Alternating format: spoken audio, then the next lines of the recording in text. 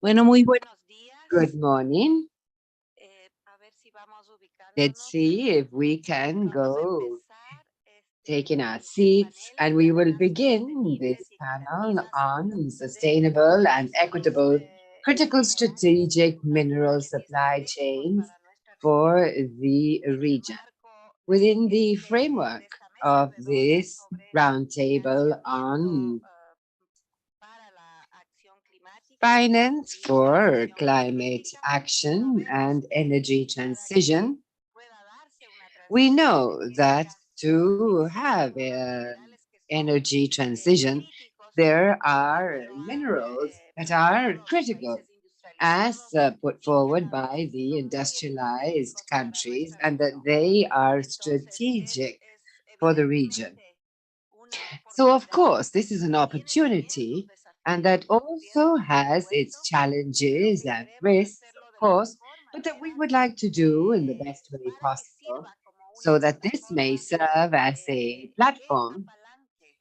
that no leverages solamente not only desarrollo the sectorial, sectoral sino development, que but pueda, that como en el may, caso del sector as energía, in the case of desarrollar energy, capacidades develop productivas, capacidades productive tecnológicas capacities, y technological capacities, reforzar and los strengthen factores endógenos de nuestro endogenous desarrollo factors sostenible. Así lo of estamos our sustainable mirando desde development. la And región. so we are Entonces, este seeing es un this tema in the crucial region. And so this is a de crucial discusión.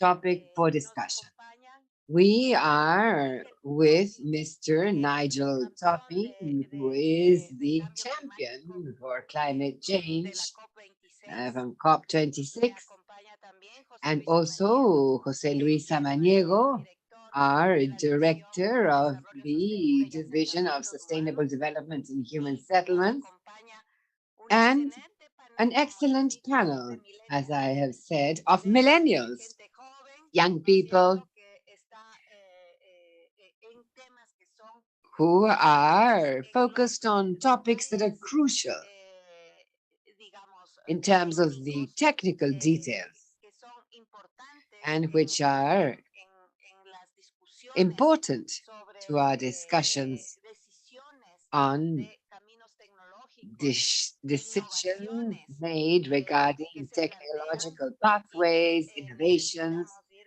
and that we need tomando en cuenta to para poder desarrollar consider este in desafiante order tarea to carry out de this challenging encadenar task mejor los minerales críticos y of no better reproducir channeling the nuestra critical ores and tradicional minerals and not especialización continue with primaria our exportadora, sino traditionally pensar exporting primero tradition of cuáles son raw los materials, desafíos but que thinking estos first, minerales well, what are the estratégicos para challenges nuestra posed by transición these energética strategic ores y for para our own el energy transition cambio and estructural que for the necesitamos structural y el cambio change that de la we matriz productiva que need, or the nosotros change in necesitamos the aquí en la productive región, matrix that we need ¿no es here in the cierto?, por la region grave on restricción account que of nos the ha significado, serious external pero que a la restrictions that we vez, are por facing. supuesto, But aproveche la at the same oportunidad time, let's make the de most of the que se opportunity plantea a nivel mundial, ¿no es cierto?, posed como worldwide dueños de una as potencia y de owners unas reservas muy of importantes en estos significant minerales. reserves Digo, me with acompaña regard to these entonces minerals. And so we la have señora here Pamela Morales, Pamela Morales, who is secretaria the de Undersecretary Desarrollo Minero for de Mining Argentina, Development of el señor Argentina, Willy Kraft, Mr. Willy Kraft, subsecretario de Minería de Undersecretary for Chile, Mining in el señor Chile, Roberto Salvarezza, Mr. Roberto presidente Salvarezza, de President YPF of YPF Tecnología de Technology, Argentina, Argentina, el señor Leonardo Mr. Valenzuela, Leonardo director de Valenzuela, contratos Deputy mineros de Director la of Mining Coalición del Fomento Contracts, de Producción de Production Chile, Development el Corporation, señor Corpo, Fernando Chile, Henschel, Mr. gerente de Fernando capacidades Henschel, tecnológicas who de la is Corfo, the el señor manager Patricio of Harpa, technology gerente at general de Corfo, Nanotech and Chile, Patricio y el Harpas, señor Nanotech Marcelino Chile, Madrigal, Marcelino jefe de la Madrigal, División de Chief of Energía the del Energy Banco Division of the Interamericano de IDB. Desarrollo. Como vemos, And so todos as you ellos, can see, están en la all discusión y nos acompaña and also el señor Álvaro Arnés, Mr. director Álvaro de áreas Arnés, Vice Minister for High Energy Technologies, Bolivia. And so, as I have said, all key players are with us here and who are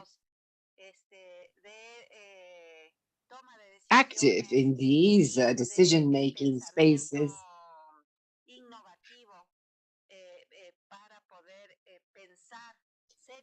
and thinking innovatively about the value chain related to these critical and strategic minerals for us.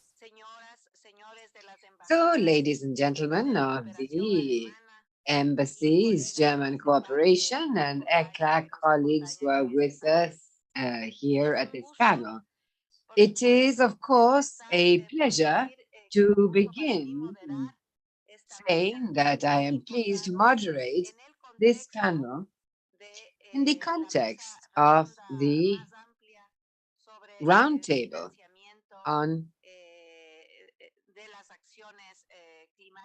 climate, finance, and energy transition in Latin America and the Caribbean. As said yesterday, the Roundtable seeks to look for commitments and concrete actions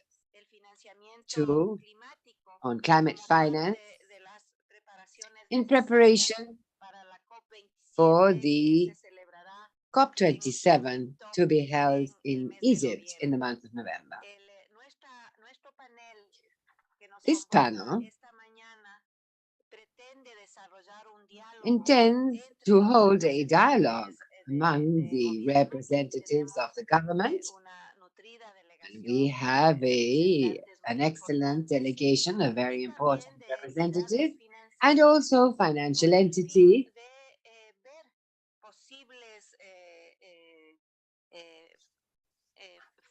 in order to see possible sources of financing to invest in projects that may be under development or identifying opportunities for mobilizing financial resources and outlining future agreements.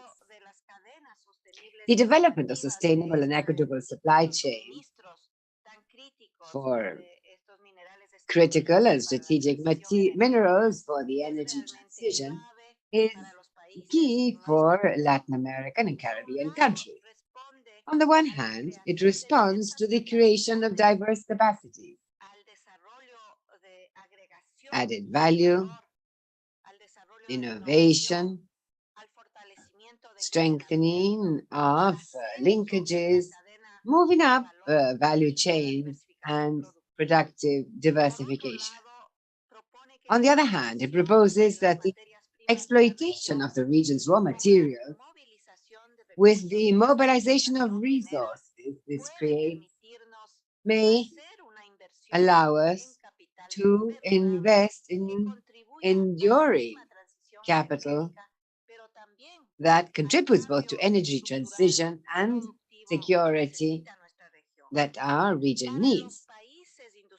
For industrialized countries that demand minerals for various technologies of the energy transition, some of these minerals are critical. This from a vision that aspires to consolidate these minerals as a platform that contributes to the energy transition and structural change if we use them appropriately. And if we're thinking of creating the conditions and capacities in order to produce a much deeper chains, not only up, but also downstream, could lead us to think of having better developed endogenous activities for energy transition, but also structural change. Over a medium to long-term horizon, the demand for critical and strategic minerals to enable the energy transition and meet the various goals of the climate action and sustainable development agendas in a zero emission scenario from 2050 onwards.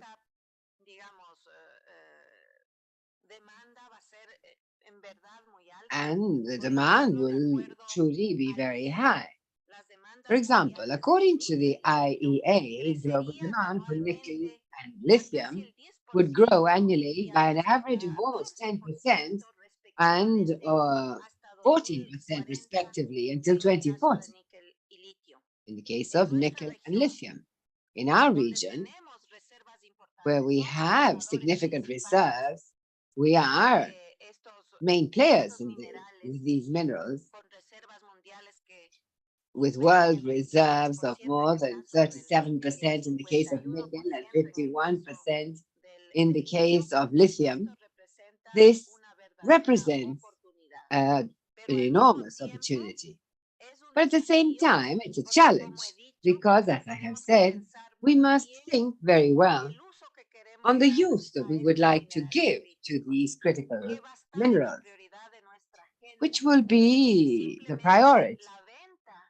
Merely the sale of the raw material or the possibility of leveraging development processes that are far more complex and that require, or that we require in the region, and that pose a constant challenge, and that so far we have been unable to achieve.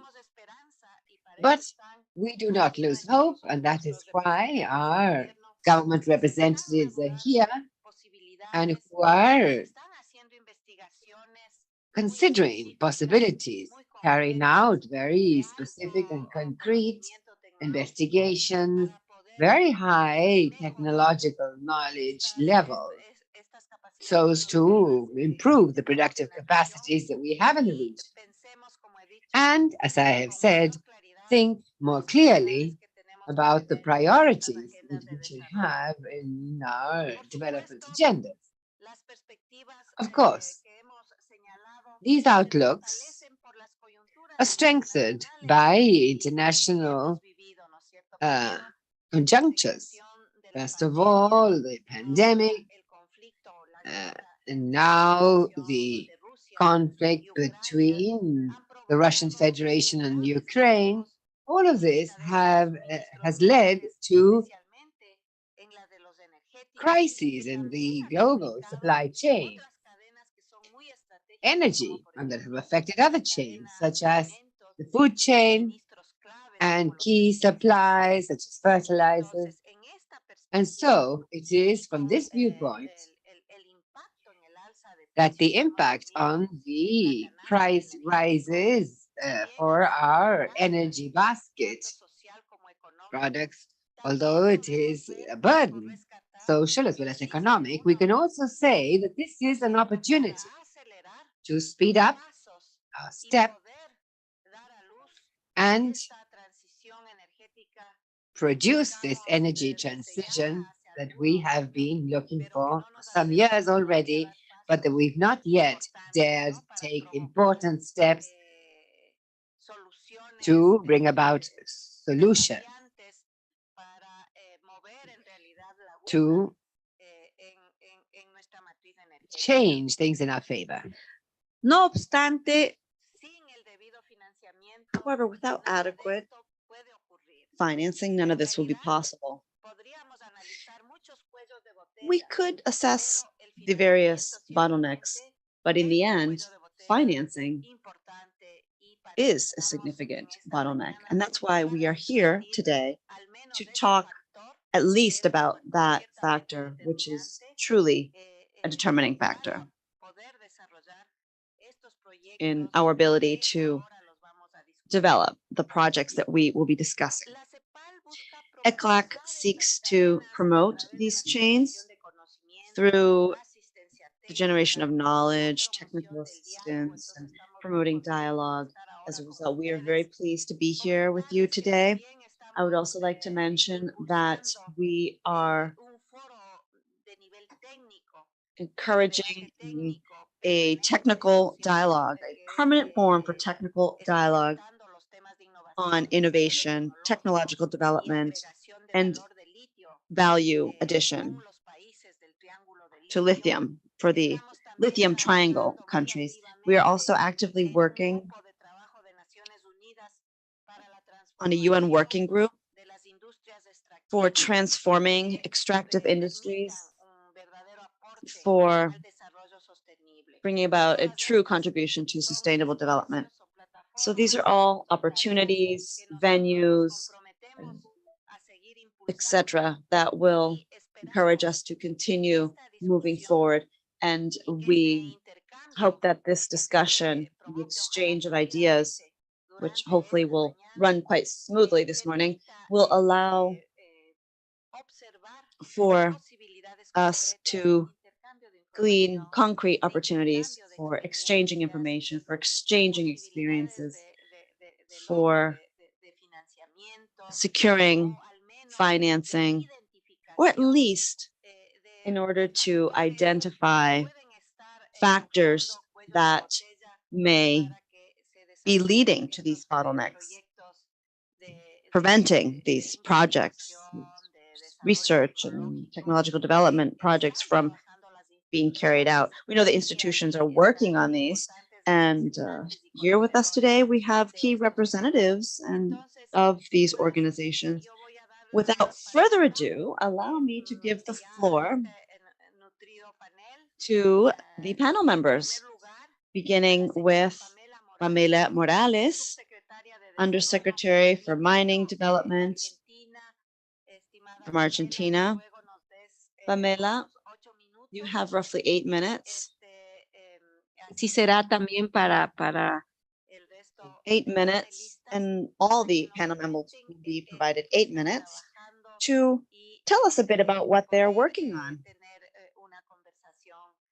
And we will hopefully engage in a very constructive, transparent, and open discussion. Go ahead, Pamela. Thank you. Good morning. Ladies and gentlemen, I would like to thank ECLAC for allowing me to take part in this event, an event where Argentina is able to share and showcase its potential strength and mining development for energy transition. To begin, allow me to mention a few aspects, and then I would like to actually show a presentation, but allow me to mention that the Secretariat of Mining at the national level has several objectives. For example, to draft the global vision of the national mining sector. From there, we try to carry out responsible mining with social inclusion that will meet national, provincial regulations and international protocols currently in effect. Here, you can see the main international companies operating in Argentina. You can see that there's a wide variety of companies from several countries abroad who are currently investing in a variety of different countries across the Argentinian territory. With regard to investment announcements from January 2020 to date, these exceed $10 million. Now, this allows us to be the administration with the largest number of investment announcements. Now, this is the result of a variety of different factors. One of the key ones is related to the public policy adopted by the Ministry of Economy, the Ministry of Mining, and one of these examples is Decree 304, which created an investment fund for exports and seeks to do away with uncertainty for the investors. And through this fund, one of the lithium investments has actually been processed, and this is a project located in Cajamarca province. At present, the lithium and coal mining, lithium and carbonate, the metal mining industry is producing a variety of different products, lead, zinc as byproducts. And in Cajamarca, we have the Phoenix lithium mine, a gold mine in Jujuy. We have the lithium salt flat in Salta Lindero. We have a gold project, so on and so forth. I could list a variety of different projects in the different provinces currently underway. Now, in addition to operations in existence, we have 95 projects in an advanced stage that include advanced exploration all the way through construction, gold, copper, gold, silver, uranium, potassium, lithium, etc. And there are other advanced projects that are currently in the maintenance or inactive phase. If we count all of this, we have a total of 119 projects that in our portfolio that have significant potential for development in Argentina. Look at the previous slide. I wanted to show you the link. Perhaps the technicians could click on the link. This is the Mining Secretariat's website, and you can see the catalog of mining projects in English and Spanish, currently up to date. This is information available to all of you who may be interested in looking up the various projects. There are so many of them, that's why I didn't list them all off in the presentation, but it's still interesting as an opportunity for you to glean some information using this link. Now let me go back to the presentation. Thank you. Let's talk about lithium. Jeanette recently mentioned the Lithium Triangle, consisting of Argentina, Bolivia, and Chile. Now, regarding lithium, according to the U.S. Geological Survey, world production in 2021 was 547,000 tons of equivalent lithium carbonate.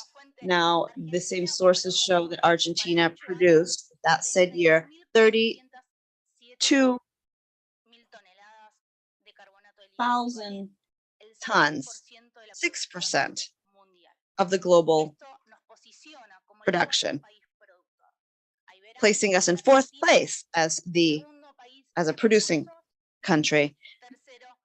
We are second in terms of reserves, fourth in terms of production, 2 in terms of resources. Now there's an inter-province census as well. Oh, by the way, natural resources in Argentina belong to the provinces. So the provinces making up the what we call lithium region, which is Cajamarca, Jujuy, and Salta, made a commitment, a formal commitment, and set up an institution in the region as the lithium province, so that they could have a formal interinstitutional coordinating body for policies applicable to mining and specifically lithium mining. Now, global lithium reserves, we could say, are located in, well, 42% are located in Chile, 26% in Australia, 10% in Argentina, and 7% in China. Now, the global lithium reserves are surpassing 47 million tons, and these are primarily located in lithium with 24%, Argentina 21%, and Chile with 11%, US, Australia, China, Canada, etc. You can see the information listed on the screen and the positioning, our positioning with regard to reserves, resources, and production. The slide will show a summary, an updated summary of projects underway or in the feasibility stage, preliminary economic evaluation, production, expansion, and advanced exploration stages. You can see that with regard to expansion and exploration, we have 20. This is important because there are many projects that are just starting. La disponibilidad de recursos y el potencial productivo demuestra que Argentina que conforma el triángulo de litio. Now, the lithium triangle is key for this energy transition, the green energy transition, since the world and region will require these minerals, more and more lithium and copper, for example, to meet demand and to face all the various challenges that we've been talking about with regard to energy transition and to have new technology for reducing the carbon footprint. In any event, Argentina has the minerals that the world and the region needs. Now, as Jeanette just recently mentioned, we have to figure out what we are going to do with these minerals. How can we use them? How can we leverage them? How can we find investment projects to work with them better? Now, with regard to copper, Argentina is not a copper producer. We do have several advanced projects, though. For example, there's one project that is currently under development in Jose Maria 3, in pre-fees, 3 in advanced exploration, etc. We have more than 60 million tons of copper reserves. Now, considering the installed capacity of the most advanced projects, Argentina could position itself within the top 10 copper producers. Jose Maria is the only project that is currently being built. And then we have El Pachón, Filo del Sol, Catatata, and Mara. I don't have much more in my presentation. One moment. Here you can see the data that I just mentioned regarding copper. If you would like, during the Q&A, we can delve deeper into this. Allow me to mention something quite conservative related to mining export potential, which we could secure in 2025. The dollar figure that you can see on the screen, this is more than a 100% increase. With regard to lithium, the exports would grow exponentially for a total of 6.9 billion for 2025. With regard to copper, it's been calculated that this metal would be exported in 26 for $6.5 million. $605 million. I think I have completed with my time allocation. So anyhow, finally, our vision. This is what we are aiming at and what we would like to leverage. First of all, the importance of developing the entire value chain related to lithium and to continue moving forward locally, provincially, human resource training, technological development, for example, to buoy up the industry, to have ongoing dialogue, to exchange experiences and good practices, and coordinate closely with all the various stakeholders for designing local, provincial, national, and regional policies. And finally, we also aim to bring about opportunities that will lead to public-private investment projects for the exploration and advanced exploration projects primarily, as well as for technical cooperation for geological studies. For example, this is very important in order for us to truly leverage our mining potential. Thank you.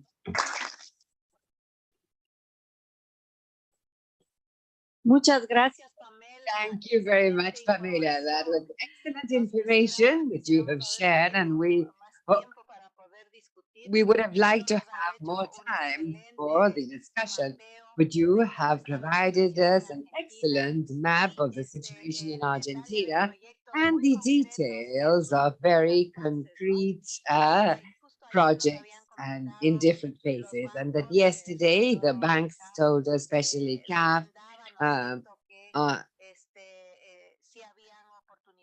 asking if there were possibilities for financing opportunities, but it was necessary to clearly define the projects so that they be bankable. But we see that, yes, there is an effort.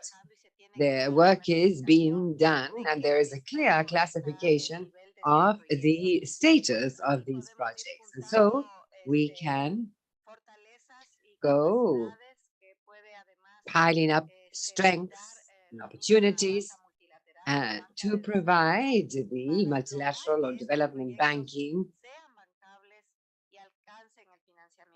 to help us to make these projects bankable and carry them out. Now we will move on to Willie Cracked, who is the Undersecretary for Mining of Chile. Willie, please, the floor is yours. Thank you, and I thank ECAC for the opportunity to be part of this conversation. Let me tell you, we did have a presentation. I don't know if it's around there.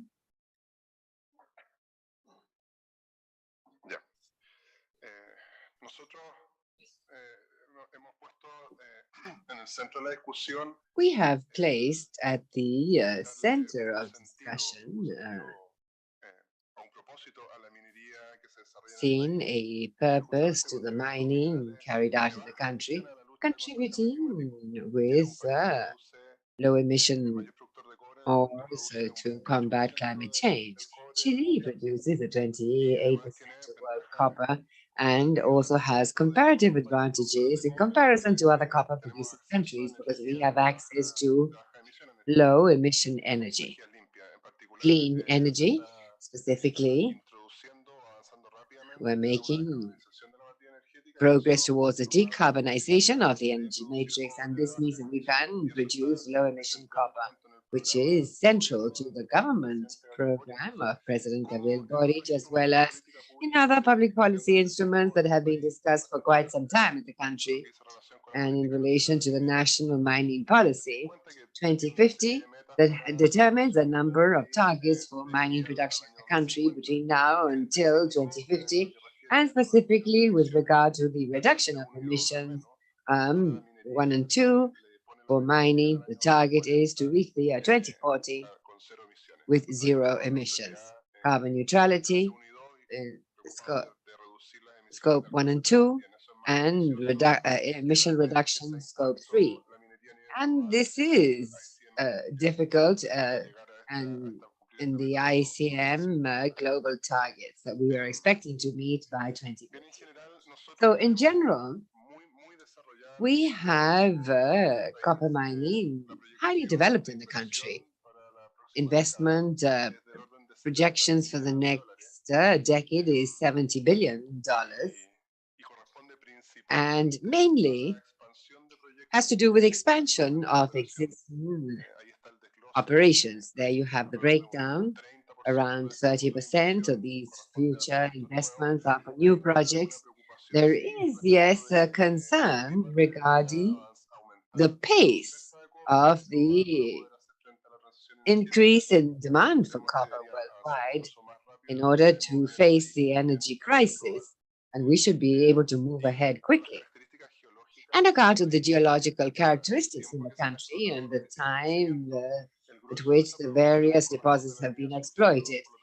Most of our exploitation is on sulfide, copper sulfide. And this is essential for what I will be telling you later on, which is a government policy that we were working on very hard.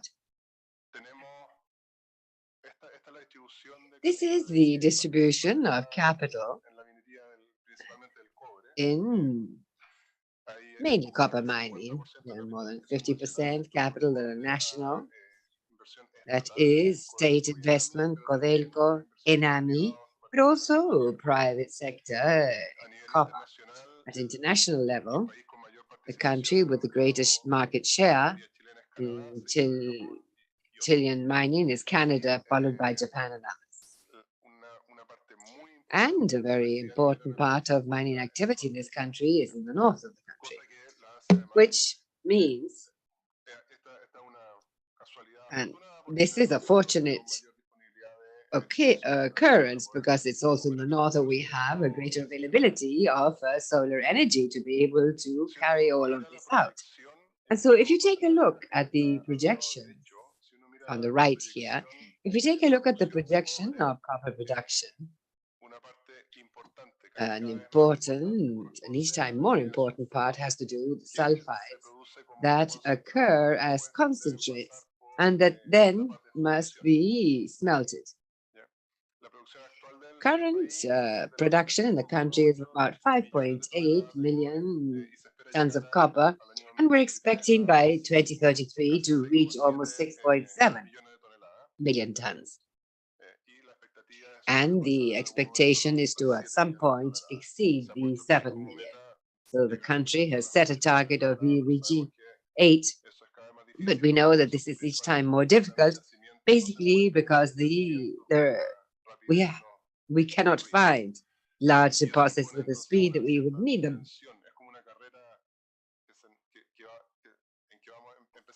So this is like a sort of race that we're beginning to slow if we look at the challenges posed by energy transition.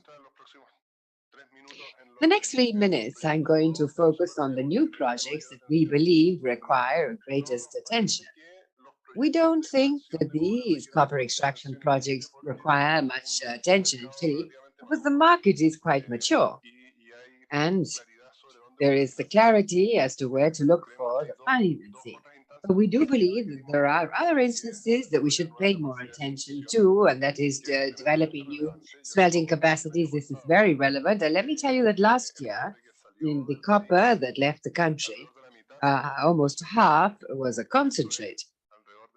About 13 million tons of concentrate that was processed out of the country, basically Asia, China. So if you take a look at the effort made by the country, state and the companies to reduce the copper emissions, and then we say, look, we are creating low emission concentrate, then we ship abroad, and there we have no control of the emissions. And so there's a need to develop a greater smelting capacity in Chile. And we believe that this is a business that has not been attractive recently for miners because the returns linked to the smelting business in isolation are around 1 to 4 in comparison to the returns of the mining project. So if you say, well, where we're going to invest, well, of course, you focus on the mining and not the smelting. But now there are new players, not necessarily miners, but in the industry, smelters. And this means that this is a challenge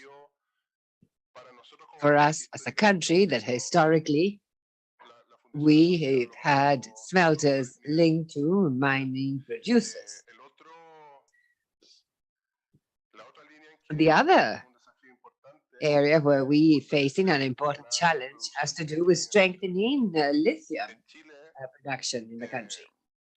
In Chile, there are major bottlenecks at regulatory level to carry out lithium production.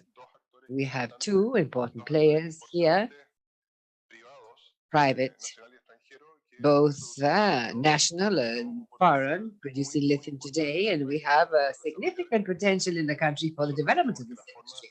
And we believe that the way of doing this is by creating a national lithium company that will allow us to create public knowledge on this. And basically today focus on these 2 companies, but this should also be inserted within an ecosystem a bit different to what we've seen so far in this extractive industry.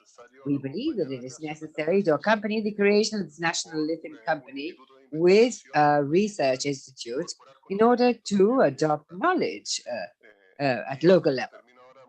And very briefly, I would like to end by saying that in this national lithium company, we would be interested in looking for strategic partners because we have no time in the country to learn about the lithium process. We know that we could gain time if we bring a strategic partner to come in with the necessary technology and processes, and based on that knowledge, for us to learn. And for this, the institute is essential. So we're working on this. We should have some concrete actions to announce in the next 1 or 2 months. So this is an ongoing news, and we're working hard to be able to send out signals as soon as possible. Thank you. Thank you very much, Willie. quite impressive, all of the information. Chile also has a very relevant history in mining activities and learning, which is important, that it also be shared. And we're very interested in hearing about this. And also, we're very pleased to hear that aside from the new projects, there are maturing possibilities, institutional possibilities that could be at the height, if you like, of a new stage,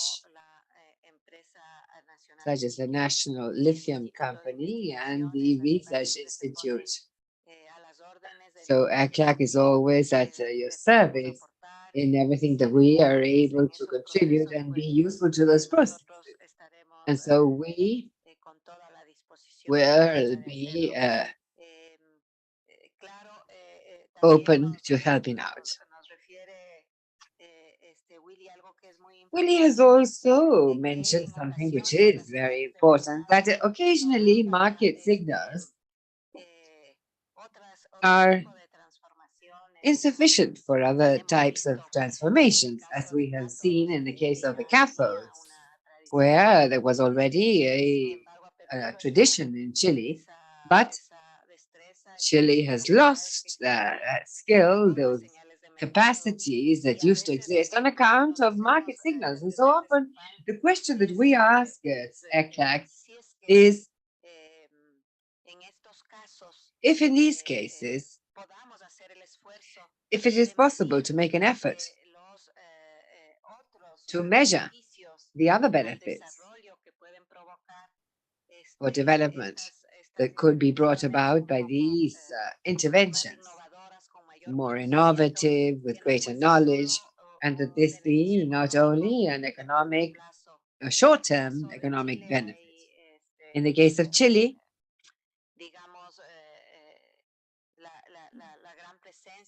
the presence of the state as a direct producer is there.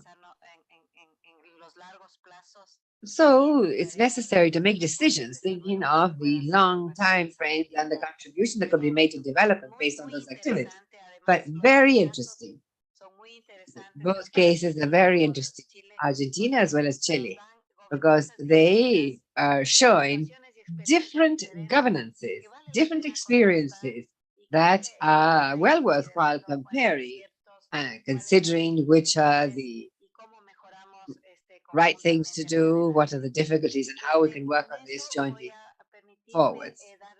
And so now I would like to recognize Mr. Alvaro Arnes, Vice Minister for High Energy Technologies in Bolivia, and he will be connecting online. Alvaro, the floor is yours. Thank you for giving me the floor. Greetings, Janet Sanchez, and greetings to all of my Latin American brothers and sisters and Caribbean brothers and sisters. Greetings from our president and greetings to our Chilean minister as well.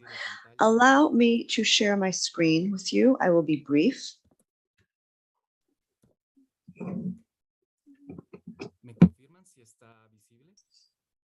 Please confirm if you can see this well. Yes, we can. Thank you.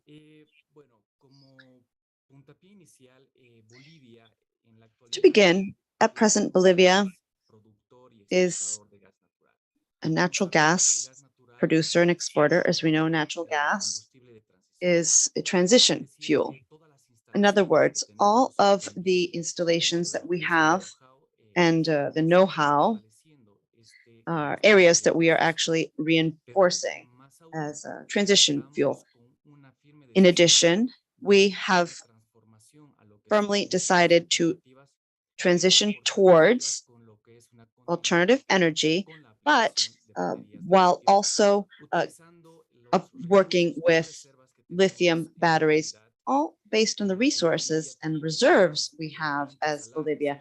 Bolivia has more than 20 salt flats at present, and the high Andean plateau region. And as a result, we have projects in the Uyuni salt flat and others. Now we are aware of this transition. As a result, at present, we have focused on the bicentennial agenda. And also we have the patriotic agenda, both of which reinforce this vision of moving from transition fuel to environmentally friendly fuel as an alternative energy source. That's why at present, we are a gas producing country, so most of our electricity comes from natural gas. At the same time, we are reinforcing the alternative energy sector thanks to our solar potential in the high Andean Plateau region and the wind tunnels that we also have in the central eastern region of the country. Therefore, we are strengthening production which will be 61% for thermoelectric power, and then hydroelectric power, and then obviously alternative energy power. Now, with regard to certainty in terms of the continuity of energy production, well, we are strengthening electromobility through regulations. We are also working on distributed generation so that any Bolivian wishing to produce his or her own energy at home can actually contribute to the grid. Now, at present, what we have is the following. We have lithium production that is focused on a plant that will be 15,000 tons per year, and then we have another production plant. In order to facilitate this process, we have direct lithium extraction in the three previously mentioned salt flats, the Uyuni, Pastos Grandes, and Coipasa. To this end, we have focused on producing lithium carbonate, and part of the bicentennial plan includes producing batteries and cathodes. We are working on strengthening the various projects so that we may do away with uncertainty in the lithium sector. As a result, we have a research project underway. We have a think tank right now that is currently located in Potosí. And in order to reinforce this think tank, we have come up with an incubator project. What does this mean? Well, we essentially have installed technology and we aim to scale this up to the industrial level. This is a project that we aim to expand soon. Now, regarding environmental aspects, we could say that we have reached an agreement with regard to wetlands and salt flats. This entails a project that will reinforce environmental protection while also reinforcing the potential we have for tourism in that area. Now, Pachamama is part of the short-term projects. And to conclude, green hydrogen. As you know, we have installed capacity and know-how with regard to gas. And so for us, it will be very easy to transition to the green hydrogen sector. We have support from IDB for the roadmap for green hydrogen development in Bolivia. And let's not forget that we have a significant strength in the alternative energy sector. Bolivia is a key country with regard to green hydrogen. We would like to foster that and move on to practical projects. First, we have a pilot program involving fuel replacement for the thermoelectric facilities. And then we will also aim to replace diesel with green hydrogen for the agricultural vehicle sector. And then what about green ammonium? Now, fertilizers and other areas are being reinforced with this product. Bolivia exports two key fertilizers, and we would also like to reinforce the green ammonium production capacity. We are also working on transitioning our energy grid to include an increasing number of alternative sources. Thank you. Thank you, Alvaro, for sharing your plans and projects with us as part of your energy transition, and specifically with regard to the strategic minerals, for example, lithium. Clearly, Bolivia has been one of the newer players in the lithium field. We know that you have set out key objectives and targets with regard to lithium development, and this has been industrialization has been a bit of a challenge. We know that there have been difficulties with regard to developing the lithium battery industry. Nonetheless, there has been a strong backed political decision to do this and to further institutional development, to continue developing human capacity, all for the benefit of this sector. Bolivia, Chile, and Argentina have different management models, different experiences regarding the mining sector, and a different situation with regard to the possibilities that they have had in the past, and with regard to developing downstream value chains. That's why this is such a ripe opportunity to talk about the various experiences and tease out some lessons learned and learn from each other, what we are doing in our respective countries. Let us continue now with a presentation by a public company, state-owned company. Let me give the floor to Roberto Salvareza, president of YPF Technology, Y-Tech Argentina. Roberto, the floor is yours. Why don't you tell us a bit about the challenges and projects that you are working on? And please take 8 minutes to share this information with us. Thank you. Good morning. It's a pleasure to be here with you today. Such a motivating experience. I'm glad to hear about the various challenges we have to add value to such a key resource, that is the mining resources that we have in the region. I would like to share my screen, please. Or could you share that for me, rather? Allow me to mention, first of all, that Y-Tech, country I am leading, is a technological company. We work on technological developments for the gas and the oil sector, renewable energy sector, hydrogen, and lithium.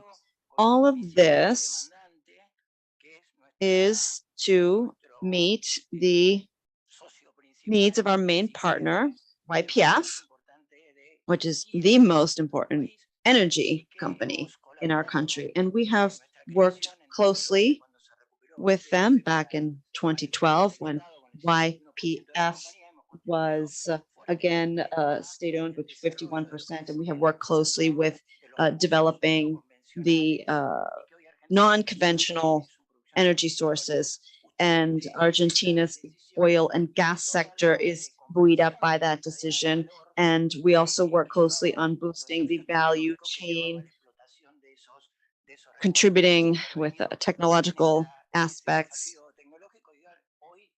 And today,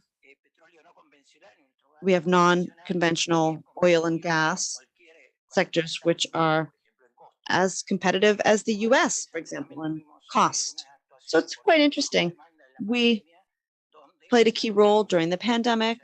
We came up with national diagnostic kits And we have produced 6 million determinations. We work from the laboratory level all the way to the production level. Here I have some information. Yesterday, for example, we talked about electric buses, correct? We talked about the components required for electric buses. And often we forget to look at the key component, which is the lithium-ion batteries, and what actually goes into producing these. Today, in December, we will be inaugurating the lithium-ion battery manufacturing plant in La Plata, where our headquarters are located.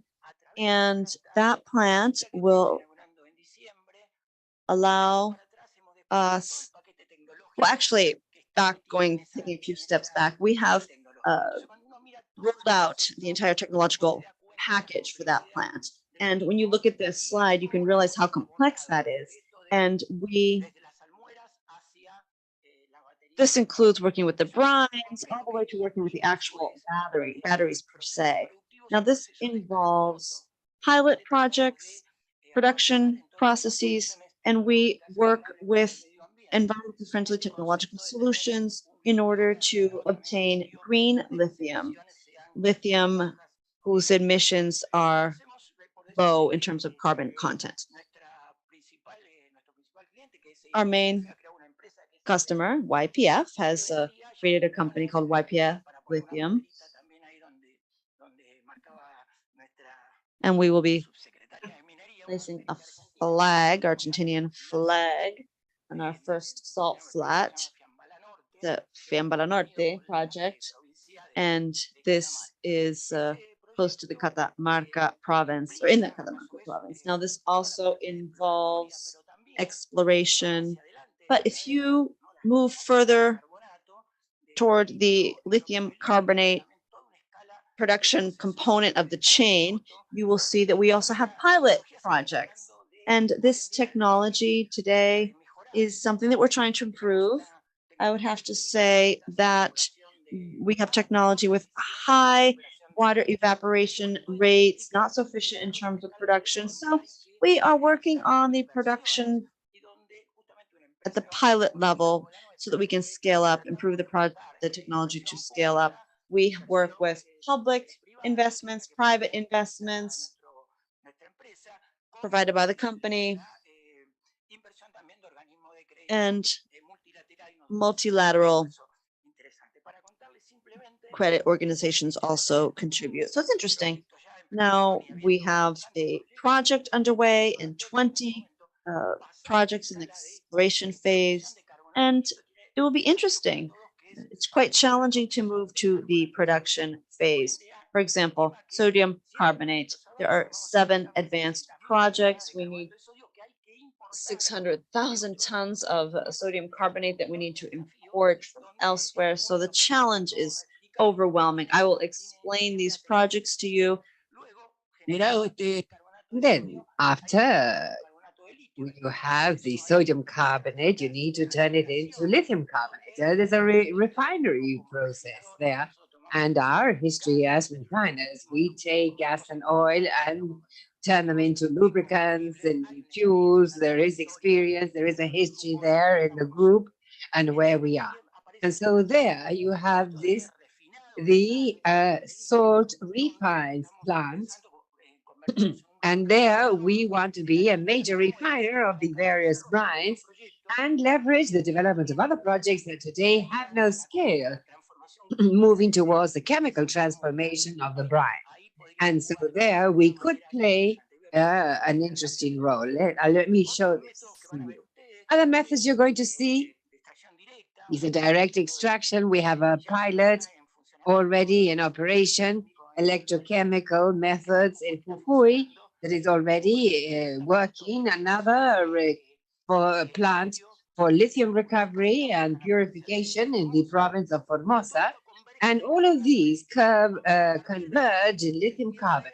And so from there's the possibility of producing cathode materials with that lithium carbonate. And so there we have the need to produce. We have already a pilot plant designed and that will be going into production next year at the company, and also producing the anodic material, graphite, that today our company produces based on distilling oil such as coke, and we calcinate, export abroad, and buy back as graphite. So for different applications. And so from the national viewpoint, that is not very reasonable. And so another interesting thing, electrolytes. This is another component that we're working on. This is with IDB financing, with an R&D project, and these are the two plants that we would like to transfer. So now to very quickly show you the projects.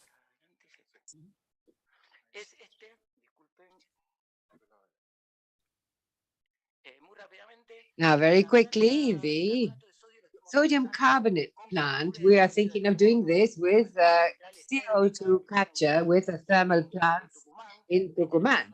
And so there we have 1 million tons of CO2 in a YPF Luz plant, and where the proposal is to capture CO2 in carbon dioxide and turn it into sodium carbonate, so to have an input that allows us to contribute to lithium but lower our emissions.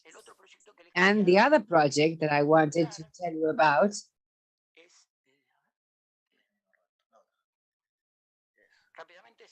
is the selective extraction method that we have in Formosa already, financing by the province of Formosa. It has financing, it's a pilot, and we want to take part, and we will be contributing with technical staff to the development of the pilot, and also linked to this, the purification plant to reach a battery level. Investments are there, they appear, how much it will be implied for each one. The next project is the one I was telling you here. We have a multi-salt refinery, not just have one refinery process for lithium carbonate for each plant, or for each salt plant, but have a major refining plant to leverage our whole development. And this is a project that well deserves financing. We from the private viewpoint are doing it in Jujuy with a pilot, because of course we would need support through financing by multilateral agencies. And now the next one. This is our pilot. This is our production plant. It is relatively small, 13 megawatt a year, 1,000 batteries for you to have an idea, stationary batteries, or say 1,000 or 300 electric vehicles that could be done. But the truth is that with this, we have coupled both productions of the anodic and cathodic materials in the chain.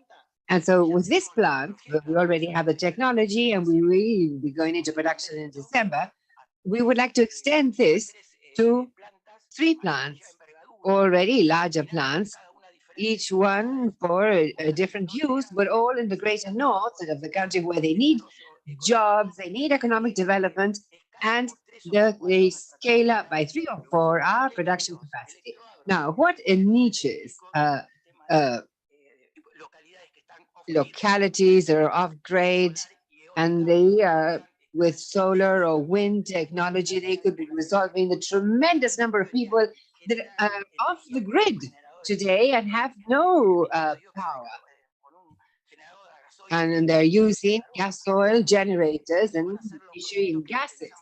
And so this was a project that we could scale up with these plants. We have another plant that it produces electric motors.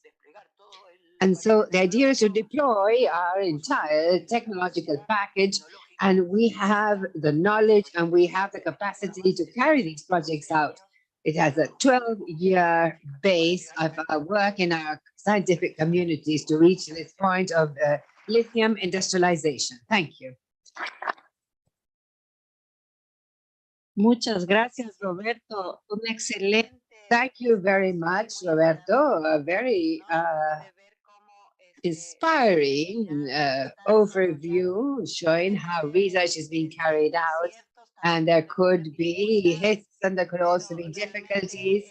But it is so hopeful when we see that there are cores of development, of innovation, of searches, pursuits. And so there it is. There's our multilateral banking, the development banking, the private banking, paying great attention to the projects that you are telling us about. And we are hoping that we're able to at least take a look at the opportunities that are appear and with providing financing for very concrete projects. Let's now move on to Corfo in the case of Chile. And there we have three interventions on this by Leonardo Valenzuela, Deputy Director of Mining Contracts of Corfo, Fernando Henschel, who is the Manager of Technology Capacities at Corfo, and Patricio Carpa from the General Manager of Nanotech Chile. Unfortunately, we're going to have to distribute the 8 minutes that has been assigned to Chile to all three of you. So I beg of you, please, to keep to the time. But we're very attentive to whatever you have to tell us. Thank you. Leonardo, the floor is yours. Muchas gracias, Janet. Primero agradecer. Well, I thank ECLAC for the invitation to be part of this and greet everyone who is with us at this meeting. As you have said, I will begin with in 2 minutes, giving you a context of the initiatives that will be initially presented by Patricio and then Fernando. So our presentation, here it is, yes. 3 parts. I will give you a general context and where the 2 initiatives stem. And the second one is a lithium added value by Patricio Carpa, lithium nanoparticle project. And the third, which is presented by Fernando, that has to do with a center that is being furthered now by Corfo on circular economy. So, with regard to the link or connection of Corfo that is in the purview of the Ministry of Economy, created in the 1940s, the first 50 years of its operation, it was furthering different industries in the country, and among these, they focused on non-metal mining. And since then, the 60s and 70s, Corfo, what it did was to somehow further lithium and potassium projects, specifically in mining rights in the north. And so this link that the Undersecretary explained through these projects with SQM and others under operation today go back to those initial years. And so the corporation in the 80s and 90s formed 2 independent companies for exploitation of the salt flat, one with full minerals, and where contracts were signed for exploitation in an area of the depot of the Atacama salt flat, and 1980s began formally. It began formally in Albemarle, and then Corfo left that society, and then from 86 to 93, they signed, Corfo and Minsal Limitada signed a lease and project contract that gave rise to today's operation as SQM. Also in 95, Corfo left the shares of the company and stayed with a public-private association with contracts currently under operation. That is a reference for you to see the Atacama salt flat. The green is Albemarle and the red is SQM. If you take a look, Albemarle is 1 to 5, more or less the ratio. I will now focus on these contracts that are somehow in operation at the salt flat. From 2016 and 2018, both operation contracts at the salt flats underwent important amendments after years of operation, and in the particular case of SQM, of close to 5 years arbitration.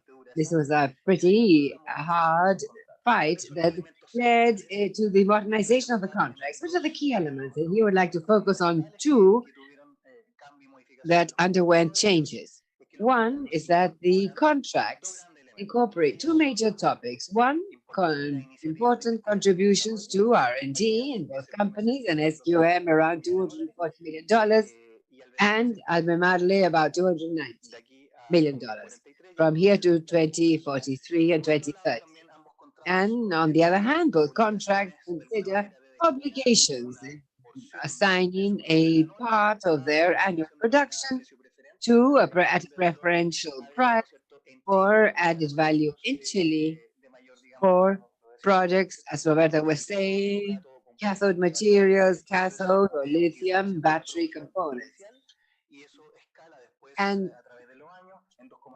that was originally 15 and today has risen to 25%.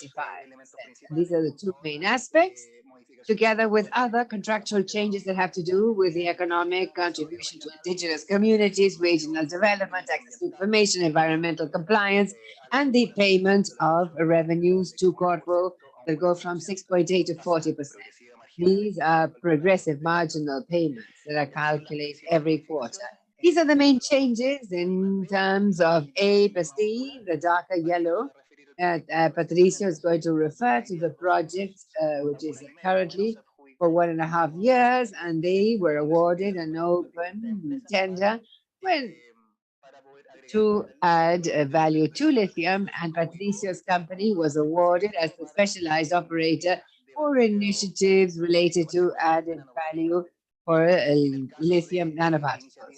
And in the case of R&D, Fernando is going to elaborate on the centers that today are beginning to operate and with the levels of details that he will be emphasizing. Good morning, and we're going to make the most of our time here. Well, Nanotech is a company that does nanotechnology, and let me explain, this is a very new science, totally incipient in the industry, but that studies a very small particles. The smaller the particles, the more reactive they are, and the more powerful they are, in simple terms. And as these nanoparticles can be used in the industry, this will mean that the materials in the future will be more efficient. Now, in this project, Nanotech began studying lithium nanotechnology in 2017. Prior to that, we were the first worldwide to study nanotechnology in copper, in over 10 years, really. And today, nanotechnology in lithium. First of all, we focused on the challenge of studying different lithium matrices, characterize it, and achieve lithium nanoparticles. An important challenge because some metals are not that easy to work with in nanotechnology. And there's an image, and you can see that we even have very high concentrations of nanoparticles of 90 nanometers. And for you to get an idea, our nails can grow at a rate of 500 nanometers, very, very small amount. And the other important thing is to characterize these nanoparticles, studying them to see what it is they bring. Is it the same behavior of bulk lithium that our countries export, or are the properties more rich and more efficient, which is the point of nanotechnology? Well, with regard to our achievements, we have several different types of nanoparticles, at least 8, which are quite well characterized. We were able to study them quite well. You can see the picture in the middle to the right, where you can see how the nanoparticles are in anode format, and there's a great deal of added value of this to the industry. It's hard to envision manufacturing vehicles or batteries, but in our region, but we can manufacture anodes with these nanoparticles or other products as well with a greater added value. And we're working on that. What are the next steps for this project? Well, obviously, given the pandemic, we have faced significant delays. Nonetheless, with regard to human resources, we are very well prepared for the mining sector. We have advanced a great deal in nanotechnology over the last 10 years.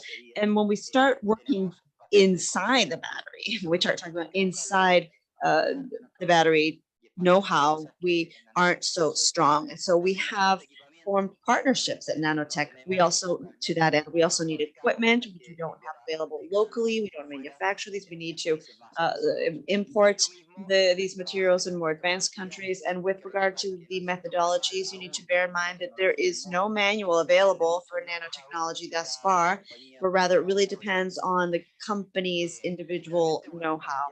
Also, with regard, we're working on the physical chemical characterization in order to determine how powerful these future batteries will be for electromobility and other devices that will make use of nanotechnology. Thank you.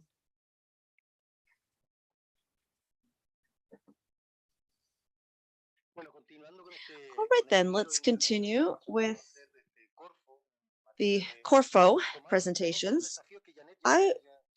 We're referring to two of the challenges that Jeanette mentioned with regard to the energy transition that has been led by the more developed nations throughout this region thus far. Now, two of these challenges are how can we actually integrate the value chains of the various technologies that are at the basis of this energy transition. We talked about electromobility. We also talked about how we can perhaps, well, we don't manufacture e-vehicles, but we can potentially manufacture the components used in these vehicles. In any event, we've been talking about these aspects today and yesterday. There are other challenges, though. Another one, which is not all that minor in the end, those mineral extraction-based economies face issues with regard to increased consumption of copper, lithium, rare earths. We've all talked about how this evolves, has an impact on our mining network. Now, we are suppliers of these key components, correct? So, as far as the lithium mining contribution is concerned, that has led us to have an interesting perspective and prospects. I'm referring to the technology at the basis of these of this energy transition. These are renewable energy sources. We have a lot of photovoltaic sources, 5 gigawatt of these panels installed in Chile, 4,000 hectares worth. And in 20 years, these will no longer be here because the replacement rate of these cells is 25 years roughly. So in 20 years, we're going to have 4,000 hectares of scrap material. Now that scrap, it has value in the circular economy. So we have created circular economy technology with a specific focus on these elements that are key for the energy transition. First, reutilization. It's kind of a mining, it's reutilization of mining, one could say, with these recovering and reutilizing these photovoltaic cells. When the electric mobility is really in its full stage, this will be important. And today, 40% of our energy supply is for oil-based transportation, and it will transition to electric. That means more batteries and more photovoltaic panels. So in theory, these have a service life. Well, in 10 to 15 years, we will have significant waste. So instead of considering it as waste, we should figure out how to reutilize this. And this is what we call mining of the future. Mining that allows us to recover value from all of these elements, from the lithium batteries and from the photovoltaic cells as well. But it's not just about making use of past waste, but redesigning this third component of the circular economy, redesigning how we mine. The Undersecretary talked about smelting. How are we going to smelt nickel in the future? How are we going to have tailings-free mining? Well, today we're actually recovering added value from the tailings. But in any event, we need to be proactive, and we need to be forward thinking with regard to the challenges that have evolved from this transition. We always work closely with the technical installed capacity. We have think tanks, we have universities already in existence, but we also work closely with the technology users, the mining companies, the fuel suppliers, etc. This is not a free rider. Rather, this is technology capacity that we're trying to set up and install in Chile. Thank you.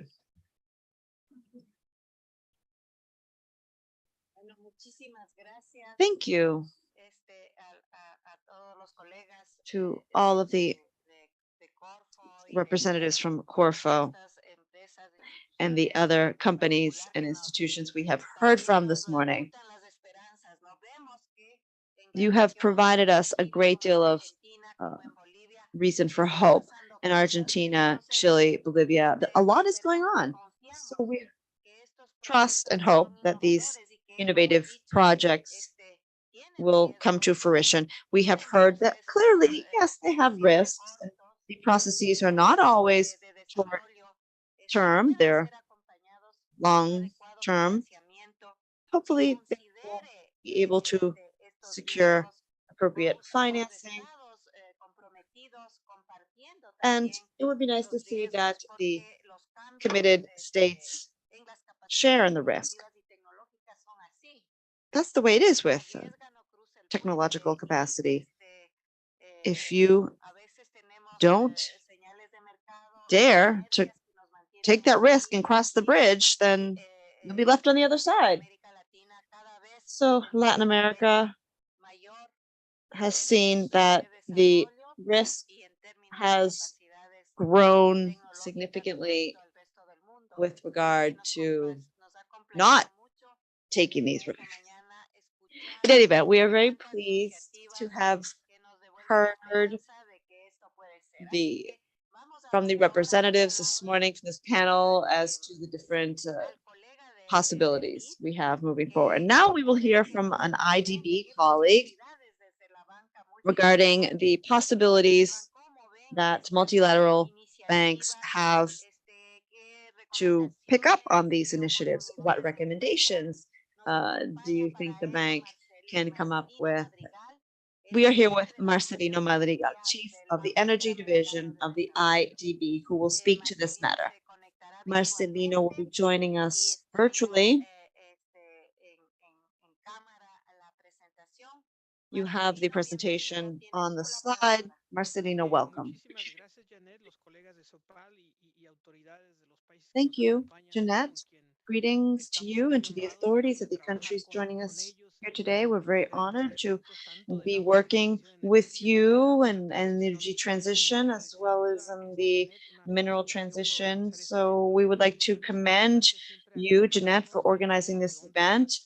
It's very important because it will allow us to bring us all up to speed on what is going on in this energy transition. Now, as a development bank, we work with the private and public sectors, with the public sector to ensure that we have the enabling conditions which are crucial both for the energy and mining sectors in order for the projects really to take off and for funding to pan out. Now, in the public sector, let me refer to how we work a great deal in the mining sector, primarily transition mining.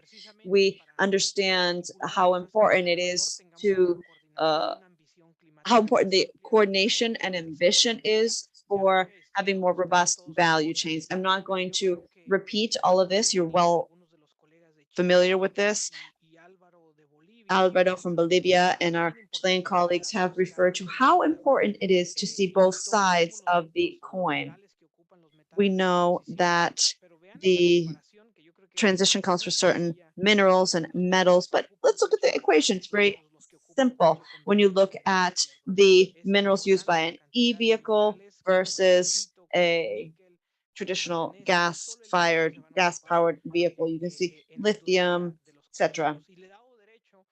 On the right, we can see the minerals used by fossil fuel technologies, which are very few, copper and nickel, versus the renewable technologies such as wind and solar and other types of renewable power. Now, the region is quite benefited by its resources.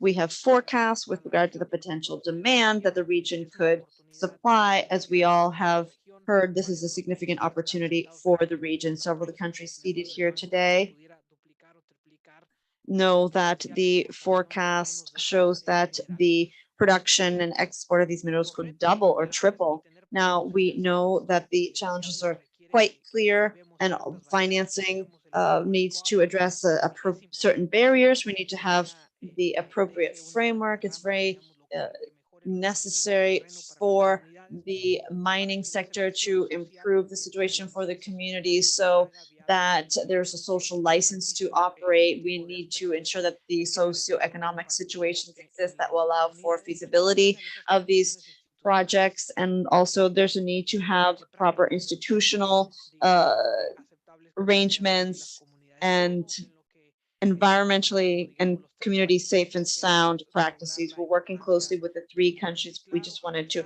point out the importance of these aspects.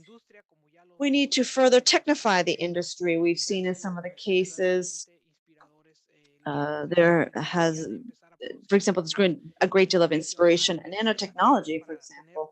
Now, what are the challenges for having bankable projects where there are global challenges related to prices, related to disruptive elements in the value chain? And we need to make progress with regard to bringing about these enabling conditions. We call for changes with regard to the energy model, greater intervention, greater cooperation, collaboration. We also need to have this enabling framework from the institutional and regulatory and social level that will allow for these investments to come to fruition. We've also talked about that this morning. I also think it's important, and I think this has been underscored in the past, and I'm very pleased to hear how we are understanding that if we are going to increase the value of the mineral chain, we need to increase value on the energy chain, energy sector. Exports are key. We know that this is the main pillar, but I think gradually we need to also tease out the various opportunities of value-added projects. For example, Argentina has started manufacturing solar panels in the region, and there's an installed capacity already in Argentina. In Chile, Mexico has solar power, solar panel manufacturing capacity. So we need to step up the volume, and this obviously is reliant on the ambition of the energy sector. We have more manufacturing capacity in Asia because that's where there's more demand in Asia. The e-vehicles, solar infrastructure, that's where the demand is. But our region and the entire continent needs to, as the demand increases in our neck of the woods, we will see that, well, the supply side will have to step up as well. US, Canada, both have recently adopted new legislation. I think this will significantly provide a big push for material demand for e-vehicles and for renewable energy. And of course, some of the impact of this increased demand will trickle down. We've already seen that there's increased demand for manufacturing in countries such as Mexico, close to the northern countries, but we also know that there may be increased demand throughout the entire region, thus adding value. So that's why it's so important that you have been talking about how we need to be more aggressive with the energy policy. The region has several different initiatives, such as the RELAC initiative. This is a powerful region with regard to renewable energy, but it's not enough. We need to be more ambitious. We need this initiative. RELAC is key. Several countries from the region are members. We need to further push demand as well. The bank has worked with many of you, I think with all of you. We have worked on growing mobility and the regulatory framework for that as well, and financing, and we are funding certain activities in more than 19 countries with regard to e-mobility and hydrogen, with a few of the countries as well in the region. But the mining industry, what are we doing in mining? As I mentioned, we believe that we need, in order to have investments, we need this key enabling framework, the regulatory framework, and the mining sector. We're working on promoting sustainable environmental and social sustainability, working with the communities and with the extractive industries there as well. It's important for a good transition into the mining, from the mining world into a low carbon mining world. Well, that's what we need, as the authorities from Chile have mentioned and Argentina have mentioned. The industry is demanding low carbon content minerals. We have worked with some of you in measuring the emissions of the carbon chain and establishing strategies to decarbonizing the mining industry as in Chile. To move ahead with the transparency and supervision of resources, which is essential to create social confidence in mining and create further transparency. Important challenges that we need to work on for investments to flow. What instruments do we have? Well, technical cooperation, the grants that we have been able to mobilize to enable the social license with infrastructure around mining projects and other types of instruments. Also, loans in the public sector as well as private sector. And yes, we decidedly are interested in looking for these added value projects for the region. And that, by the way, we need due diligence. And so the meeting today has been great. Based on what we have heard, of course, we would love to continue with discussions with several of those who attended to see the opportunities that we saw there that we've not heard of before and talk about the investment needs. These are some of the countries where we are working and mining, and I've already mentioned some, but we are working within the institutional framework. That is, appropriation of Standard 8 in Colombia. We are working in Brazil, for example, on how to generate the added value with communities in order to improve the social license. In Argentina, as was mentioned, and we thank their confidence, we're working in various areas of the extractive industry, also in the area of Jujuy and in Chile, as you know, we are supporting with emissions in the mining chain. Also, something similar in Bolivia, Peru, and Panama. So we are working in several countries of the region in creating the enabling framework at institutional level, regulatory, social, and environmental, which is essential for investments to flow. Once we have those projects that are viable, that are bankable, financing will appear. And as we have detected with the mining industry, these are the most important barriers, and that is why we are focusing on those areas.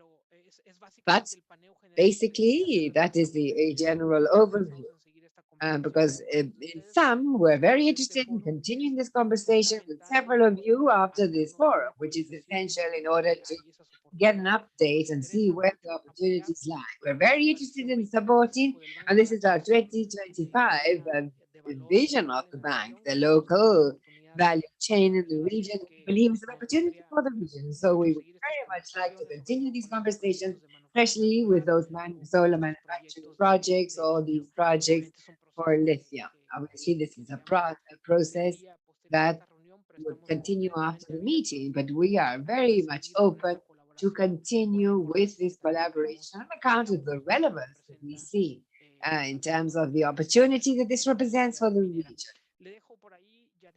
So I will leave it at that, Jeanette, and I am at your service for the discussion and exchange. Thank you. Well, thank you very much, Marcelino.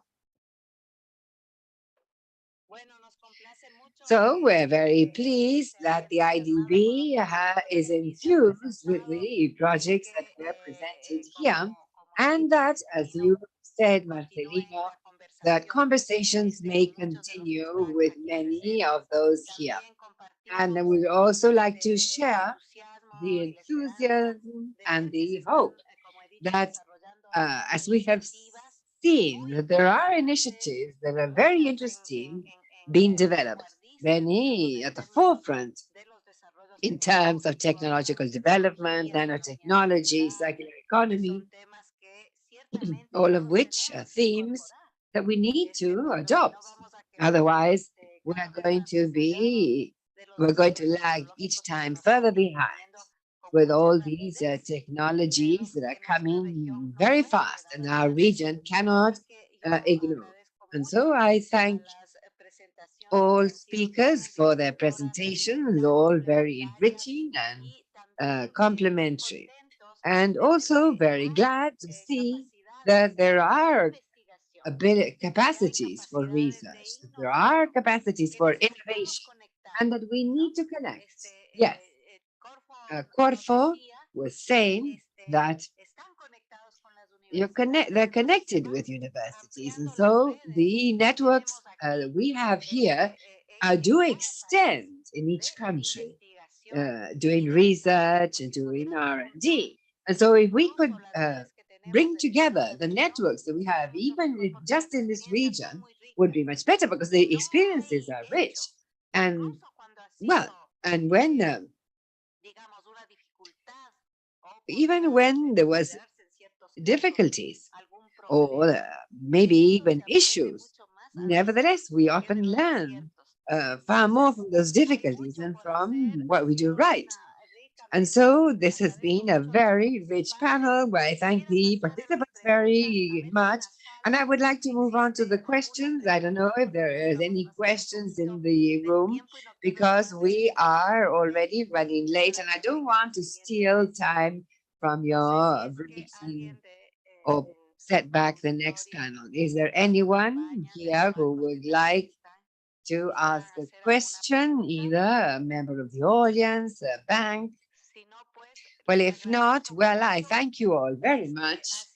It has been a very active morning, and we congratulate and thank all panelists for this luxury panel that we have had here and that leaves us with many open possibilities. And ECLAC, of course, is at your service, same as also the multilateral banking that has been with us today.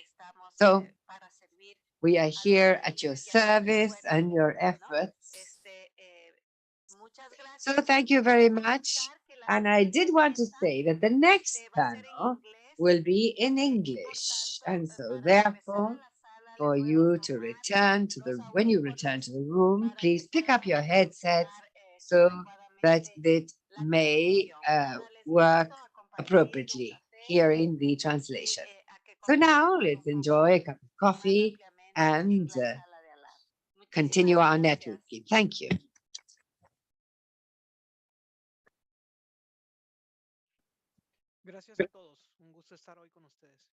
Thank you all very much. It's a pleasure to be with you. Thank you.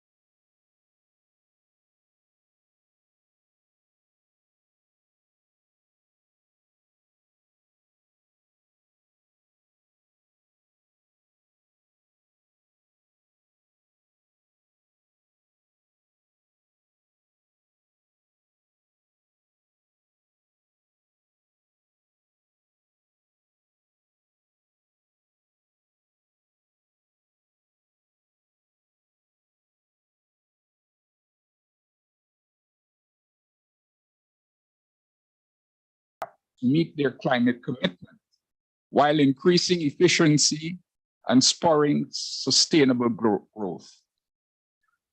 However, low growth since the global crisis of 2008-2009 has also been part of the challenge.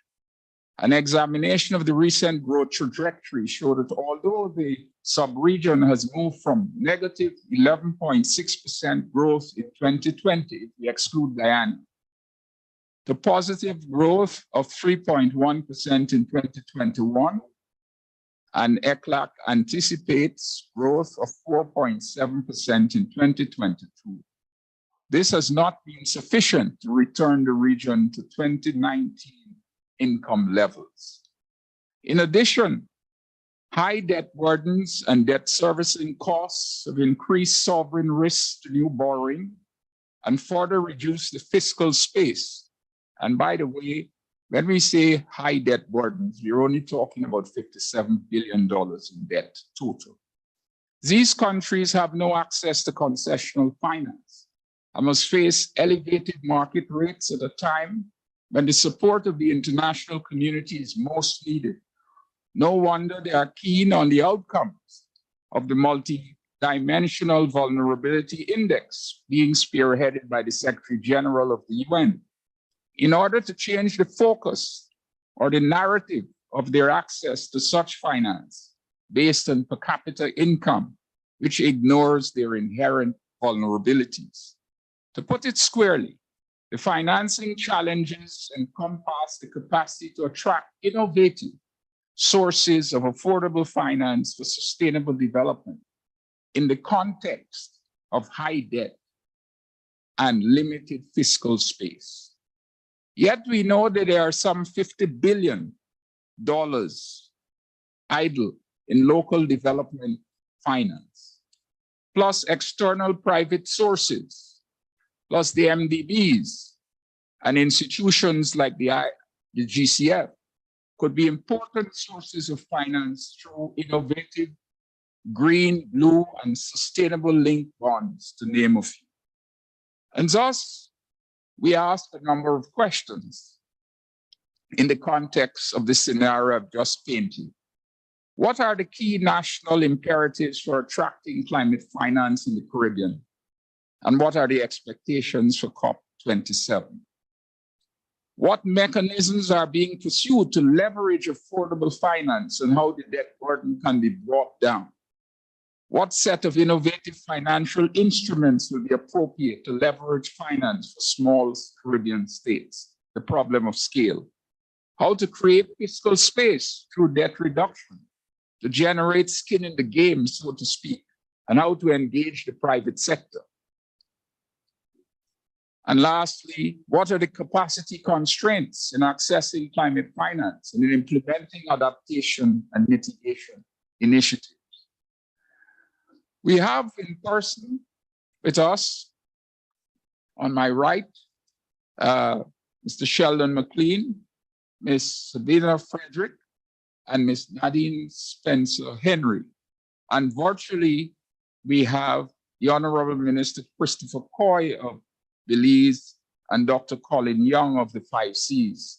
Unfortunately, Ambassador Angus Friday has had a computer failure and will not be able to join us. A great pity. I now call upon the Honorable Minister Christopher Coy, Minister of State in the Ministry of Finance and Economic Development of Belize. Prior to this, he served as President of the Bar Association, Chairman of the Integrity Commission, and Director on Board of Directors of the Belize Bank International Limited, and the Development Finance Corporation. Minister Coy presided over the successful Debt for Nature swap of Belize, the so-called Blue Bond Agreement, which has become the gold standard for such deals among small states globally. I hope also that he can touch upon some priorities, expectations for COP27 from a small state's point of view. I also know that he is seized with financing the energy transition in Belize. Minister Coy, the floor is yours for 12 minutes.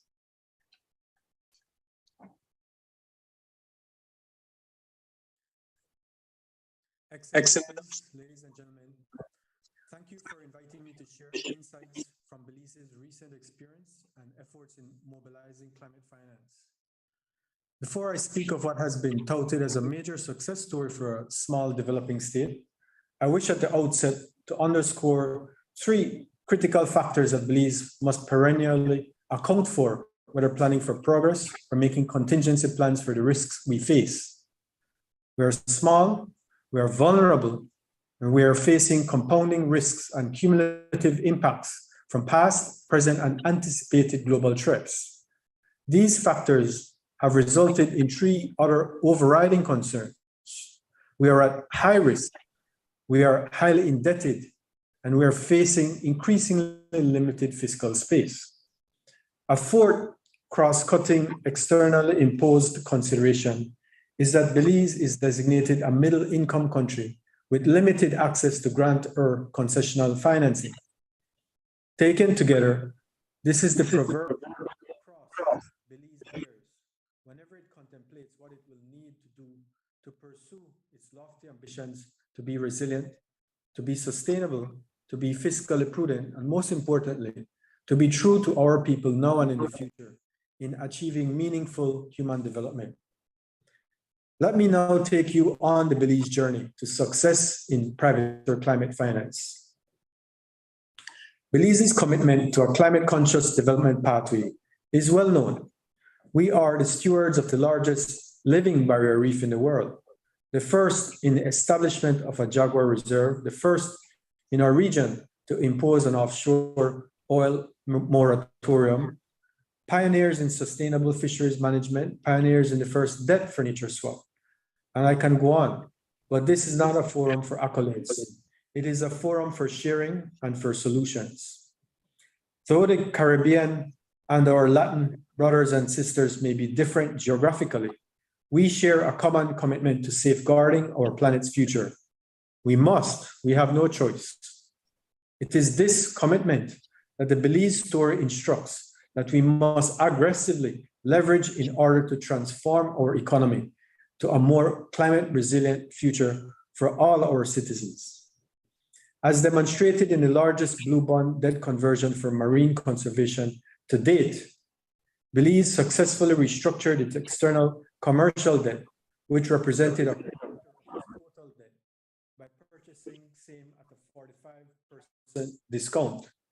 This one transaction reduced Belize's total debt by 12%, on our debt to GDP ratio by 25%, from 133% to 108%, while at the same time committing as much as $100 million in funding for conservation activities. Belize, like other small, vulnerable economies, could not have accomplished this on its own.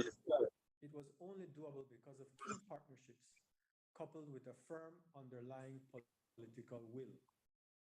In Belize's case, major constraints to building a resilient economy is its high debt levels and lack of access to affordable financing.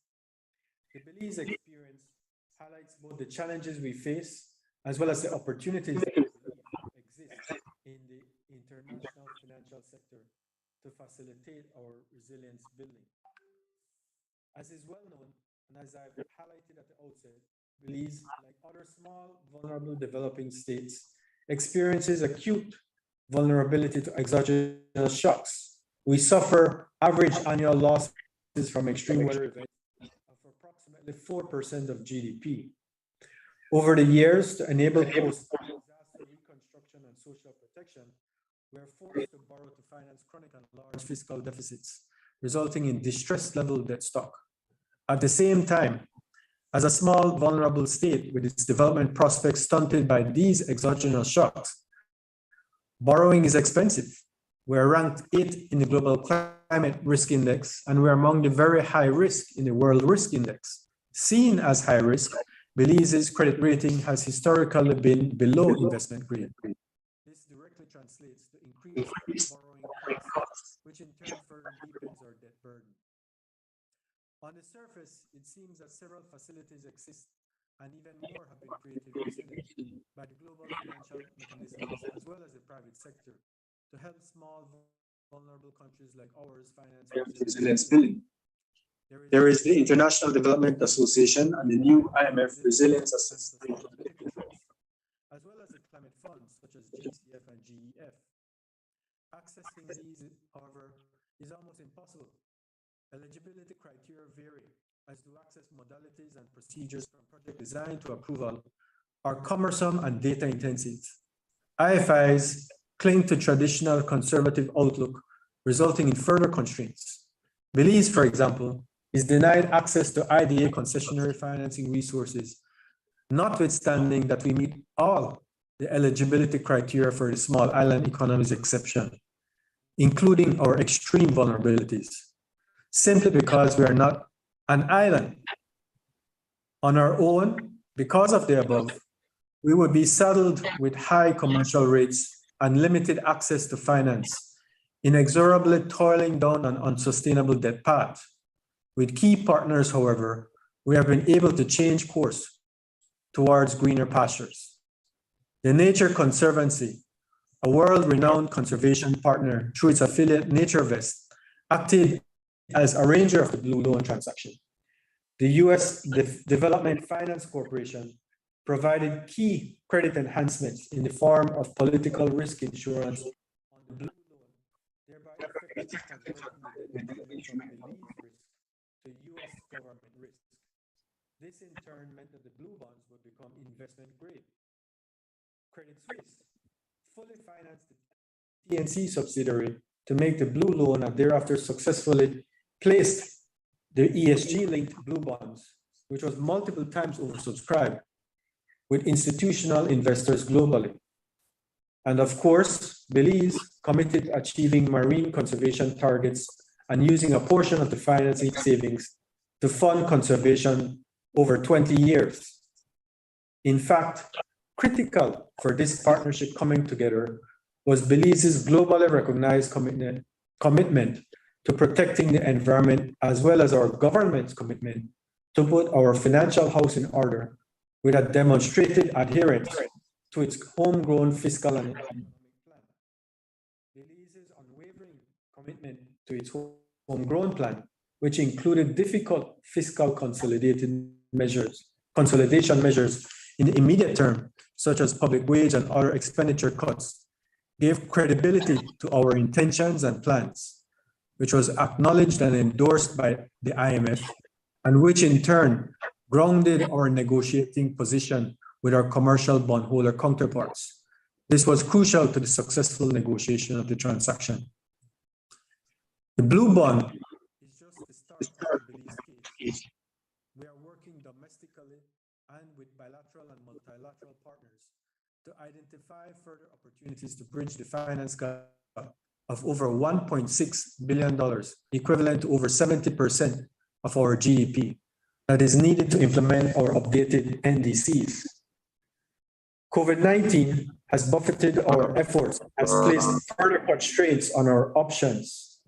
Domestic sources are limited, pushing us, therefore, to greater reliance on international sources of finance. But we are familiar with the cautionary tale.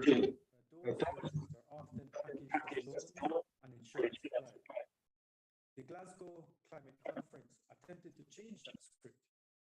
It called and developed countries committed to delivering on their $100 billion promise.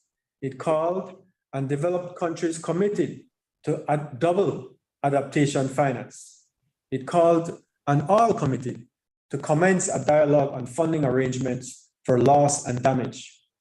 The script, however, has not changed. Worse yet, ambition on all fronts of climate action and finance is floundering, not the least because the pandemic continues to manifest in new variants and a war is underway in Ukraine, setting off crises upon crises worldwide. All the same, human-induced climate change is unleashing devastating impacts with no country spared. The IPCC projects that in the near term, reaching or breaching 1.5 degrees Celsius of global warming is a reality.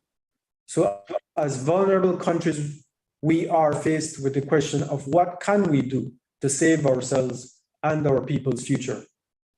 COP27 is a point of reckoning for the vulnerable, but it is also a point of reckoning for those with historic responsibility for human-induced climate change. Without a doubt, finance must be on the table, but not any finance will do. Belize wishes to emphasize 4 outcomes on climate finance for COP27. Climate finance must match the needs of developing countries. The deficit is not in the billions, it is in the trillions. Concessional finance is a must, especially grant funding. During the period of 2015 to 2019, 52% of Belize's climate investments came from loans, while the government contributed 90% for financing, only 36% for grants. We need a significant change in this balance with higher concessional funding in the context of being a high debt level country. Simplified access. The complicated processes of project development have created a significant time gap between identifying the climate finance requirement and getting funds in the bank to start project implementation. Due to well-known incremental costs in climate finance, this may potentially widen the gap of funding requirements. Therefore, simplified processes are important to significantly narrowing these time gaps. Loss and damage financing. The current available mechanisms have ignored the losses and damages triggered by climate change. In reality, countries are struggling to manage these impacts on the ground. The social, environmental, and economic losses due to climate change impacts are enormous. With the increasing frequency of storms, hurricanes, and droughts, the situation can be worse. It can affect the level of pollution and the country's capacity to address climate change challenges. Therefore, the investments on climate change mitigation and resilience building must be harmonized with adequate investments toward handling losses and damages due to slow and rapid onset extreme climate events. Let me use our energy goals as an example of why concessional financing is critical. Without energy independence and low-cost energy, all our sustainable goals are almost impossible to achieve. 50% of Belize's electricity is fossil fuel based and imported from Mexico, making it unsustainable on at least 2 fronts. It requires foreign exchange and it is powered by a finite resource. We're committed to making all new investments in electricity renewable, but to do so requires significant concessional affordable finance, which we are currently unable to attain. For electricity to be able to power meaningful growth in our productive sector and open opportunities in the new economy, we need to produce it at much reduced rates from what currently persists. Our current financing costs don't bring us anywhere near those levels. To achieve those cost levels, we need financing that costs in the vicinity of 1 to 2%. We believe this is doable. It is for investments like these that IDA and green financing mechanisms exist. Let's stop wasting time picking who qualifies and who doesn't and start investing. The need to reduce the pressures on the planet are now beyond obvious. We have proven ourselves to be responsible stewards and partners. Excellencies, we are in an emergency, so we must begin to act with urgency. Thank you.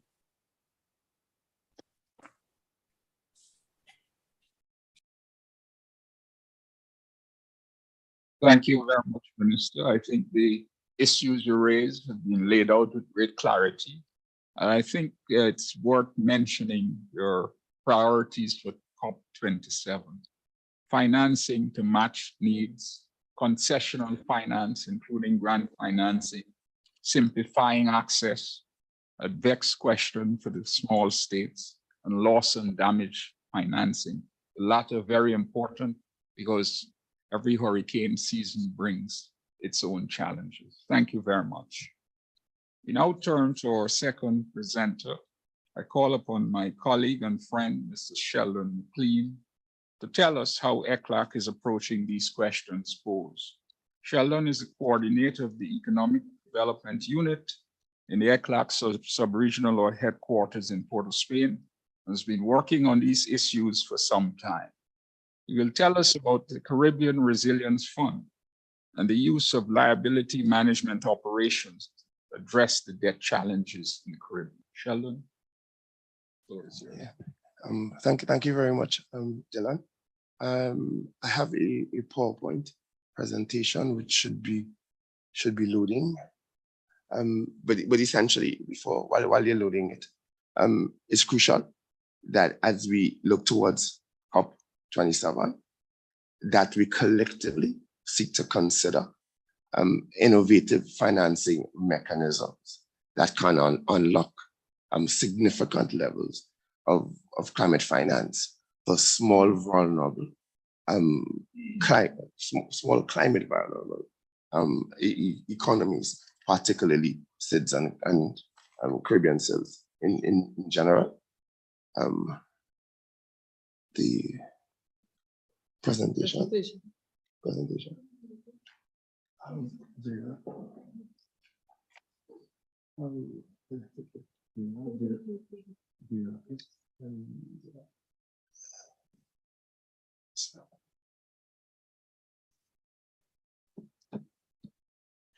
But while we wait for the presentation to be loaded, I think is important to understand that what Caribbean SIDS and other climate vulnerable economies are grappling with is essentially a climate resilience building challenge or conundrum, which engages the issue of economic resilience building as well as climate resilience building.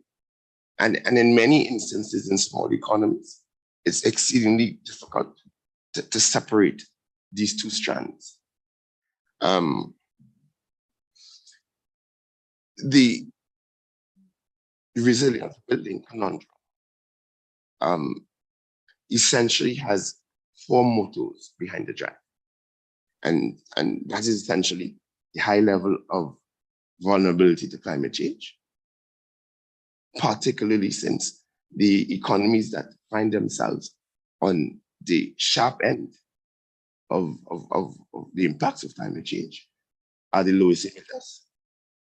High levels of debt, which considerably reduces fiscal space for engaging in climate mitigation and adaptation initiatives, as well as structurally transforming economies to become more resilient, and also the limited access to climate finance. And in this regard, we see the notion of a Caribbean Resilience Fund, which could be upscaled at the cross-SIDS level, replicated in other vulnerable territories like LDCs, landlocked economies, as being crucial solution moving forward. I'm hoping that the presentation will load while, especially since we're at a crucial point where I want to present some graphics.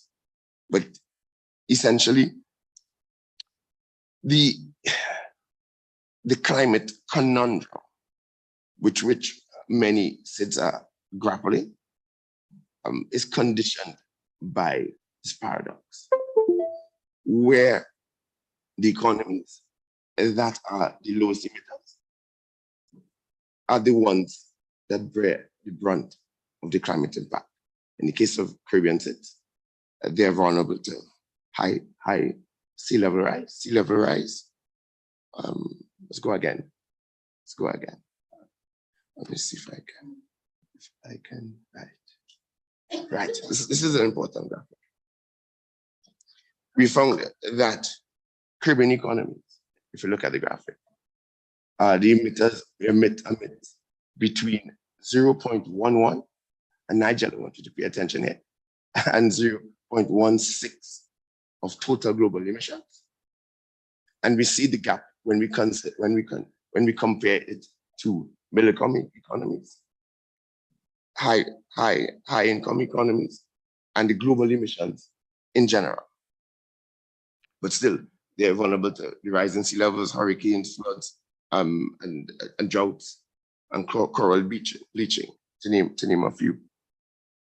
The chart on the right seeks to classify SIDS subregions by the number of countries that are considered vulnerable, the level of vulnerability, which moves from extremely to highly vulnerable to vulnerable, at risk, and resilient. If we look at the bar in the middle, we see clearly that the Caribbean SIDS have the largest number of countries that are classified as extremely or highly vulnerable. And we need to now juxtapose this against the level of emissions. The situation which currently obtains, where the lowest emitters are subject to the greatest impact of climate change, essentially presents a circular firing squad, where the Caribbean is in the middle, and in the end, no one benefits.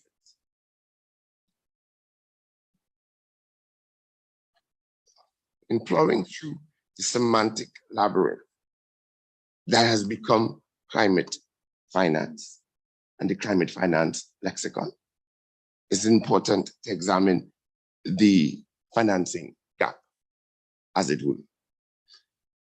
Essential in this regard, and maybe difficult to look at the slide, we can look at Caribbean NDC's financial needs for implementation as a proxy of the climate financing needs for the Caribbean, and that would be the green chart, expressed as a percentage of GDP.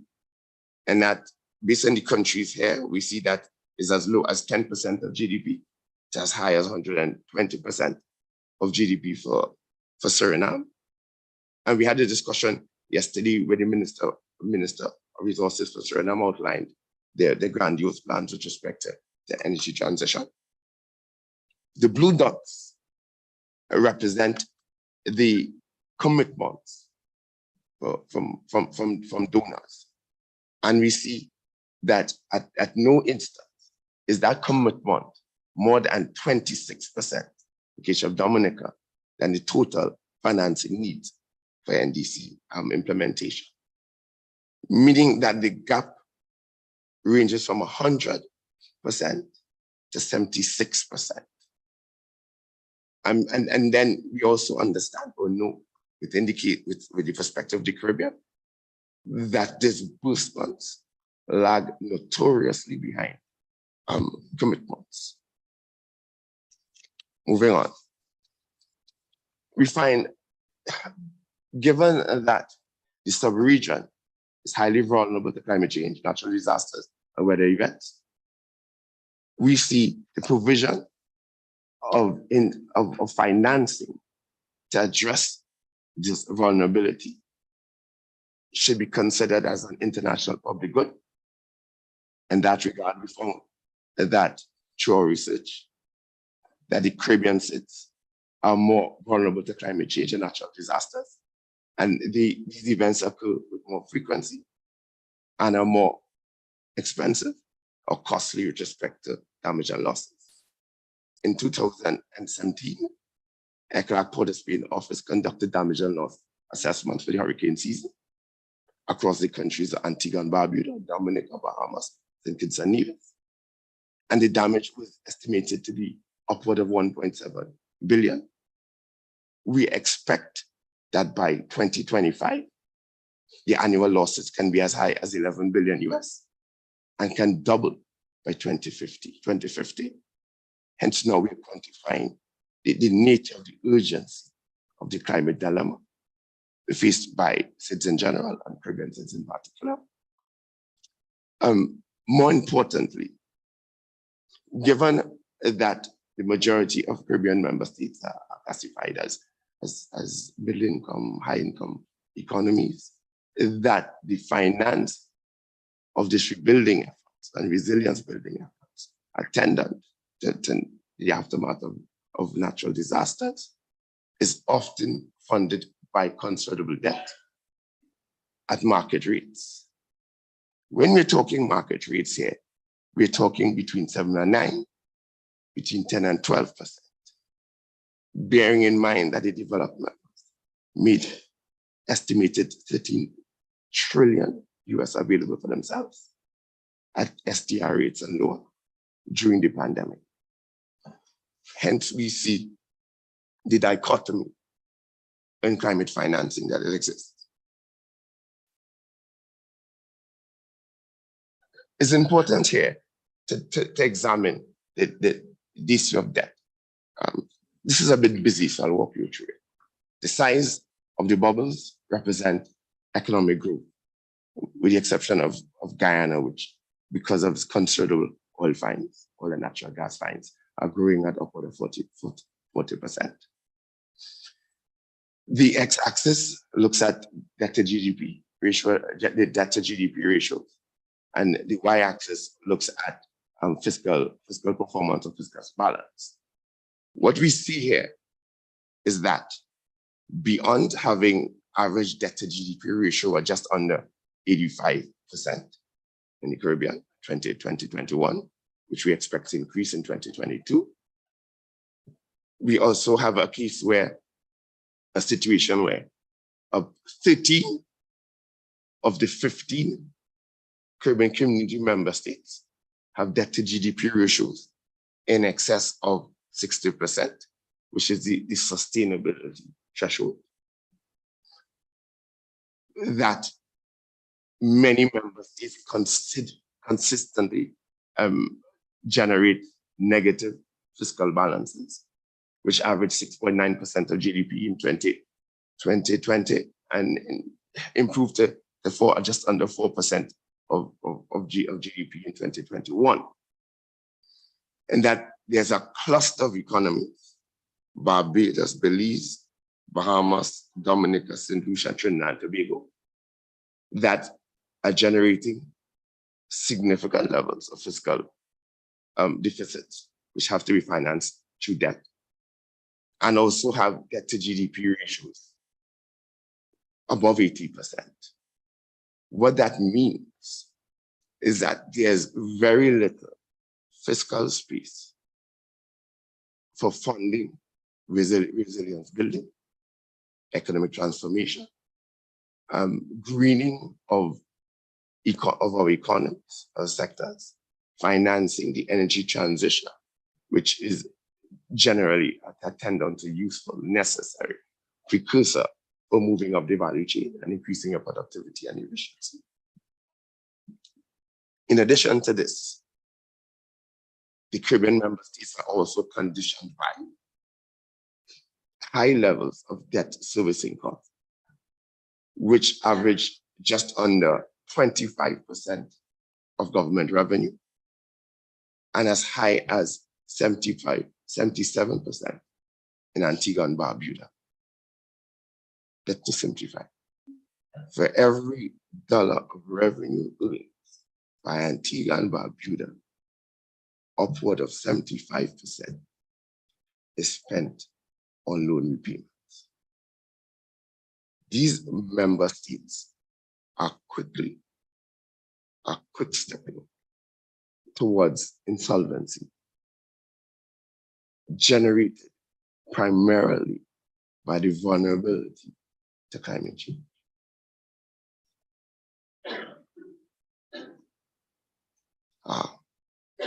The solution.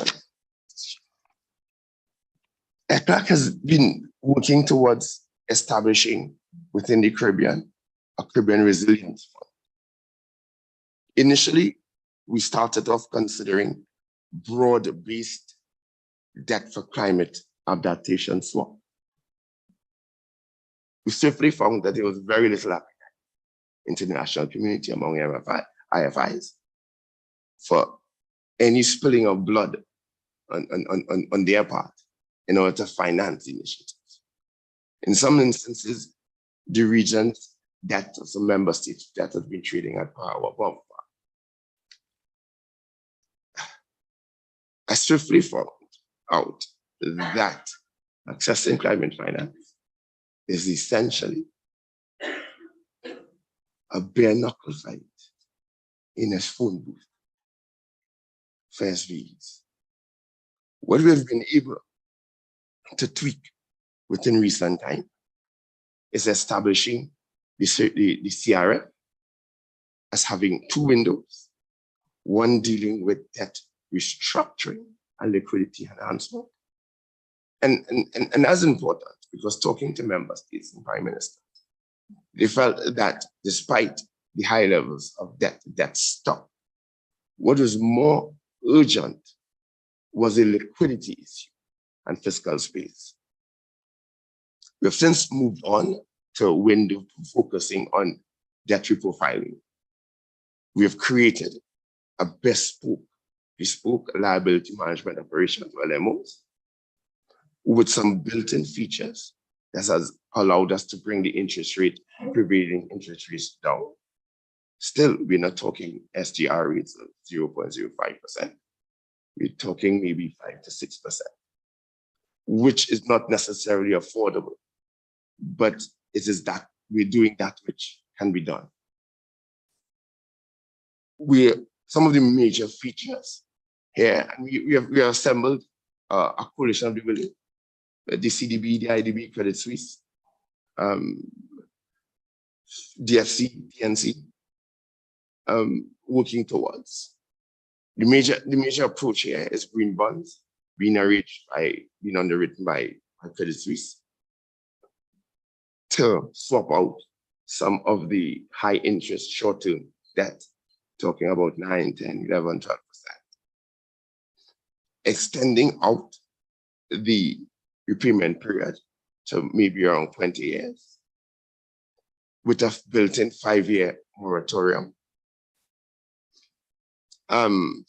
which has the effect as we run the models to reducing debt service payments on those line items of debt by 50%, and in some cases providing additional fiscal space of upward of 50 million EC in some of those member states. We've built in some parametric insurance, again with some willing partners, which replaces the classical preferred political risk insurance, which by going that route, we were able to shave at least 2 percentage points of the prevailing interest rate,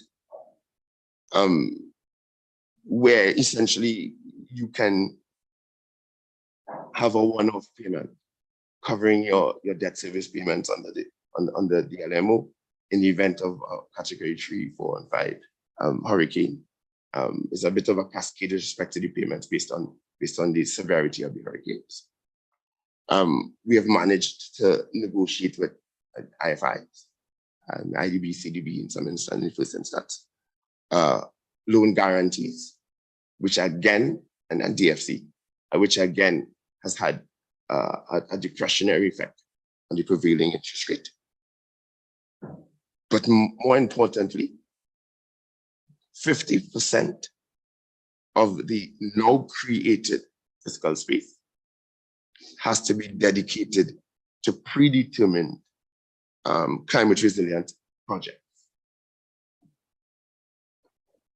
Some other issues. We have calculated the initial capitalization needed for the CRF in the first cycle to be about 10.6 billion.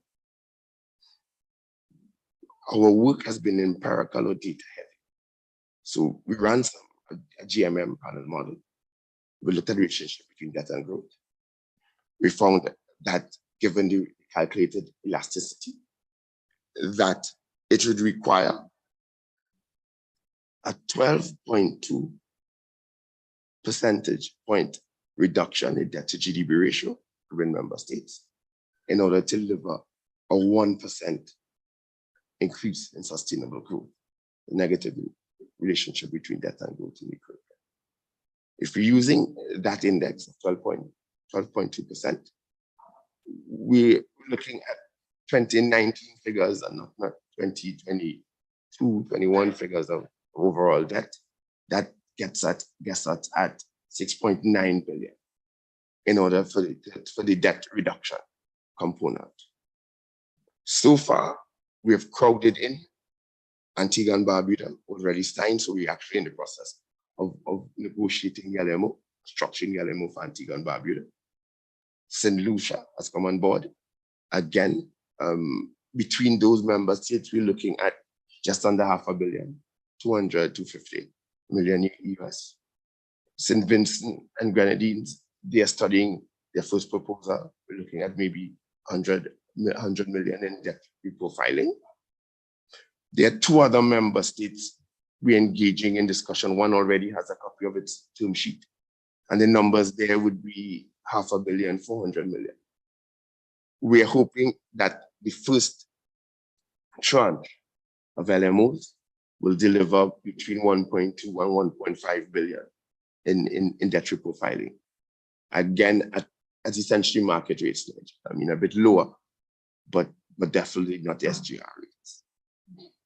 The second window, which, and I think was initially, we tried to load a little too much into this window. That congruence and relationship between what is considered climate resilience building and economic transformation. We felt that including too many infrastructural projects that could be considered classical capital expenditure may scare off the investors. So we felt that we needed to keep it a bit tight and focused in terms of the categories that we want to finance and maybe upscale as we go on. Here we're looking at in the region of 3.7 billion, mainly because, again, in the Caribbean, it takes 3.5 to 4% of GDP expenditure on capital projects to have a 1%, to deliver 1% growth. Using that notion, we calculated based on Caribbean GDP, the Caribbean community, that should be about 3.7 billion. The major projects that you can see are energy security, particularly that energy transition, and moving towards a more diversified portfolio mix, energy portfolio mix, which hopefully we feel will be dominated by renewables and cleaner energy in the first instance. Pooled and scaled up insurance, mainly because beyond, we'll have countries benefiting from parametric insurance, but in terms of climate risk insurance at the household level, even the national level, that if we were to buy this type of insurance at a regional level, that can push the price down, and we could have some discussions in that regard. Water and security management, because believe it or not, islands like St. Kitts and Nevis and Antigua and Barbuda, tourist destination with pristine beaches, are now experiencing drought conditions. Agriculture and food security, and that nexus with tourism. We felt in greening the economies, member states needed to move further along the value chain towards areas where we are increasing comparative advantage, the creative industries, creative tourism, community-based tourism, ICT, IEP, tertiary services sector, which can move towards greening our economies as well. So this nexus for tourism is important. We've also devised a consortium of agencies which would manage the fund. We've crowded in, we believe that window one of the Caribbean Resilience Fund will be housed at the CARICOM Development Fund. So we have solved the issue of housing. We considered establishing a separate entity, but the estimates were that the operational cost for the first 2 years can be up to 30 million. So that's useful. We have We have included the Caribbean Community Climate Change Center at 5Cs. Colin, the director of that agency, will be speaking later on. The Caribbean Catastrophe Risk Insurance Facility, or the CRIF, ECLAC, of course, and the Caribbean Community. I think it's important to have a consortium in terms of management that can bring different skill sets to the table. Next slide. We believe that going into COP, we need to consider a compendium of financing instruments.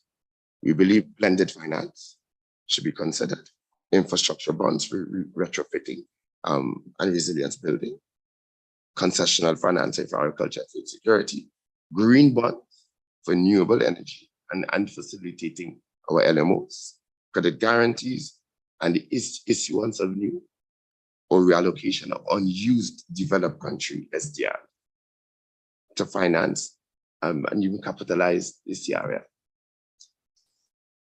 And definitely, Nigel, we're having discussions with you and other member states and the private sector. And I think in the compendium of project areas, there's considerable room for private sector investment.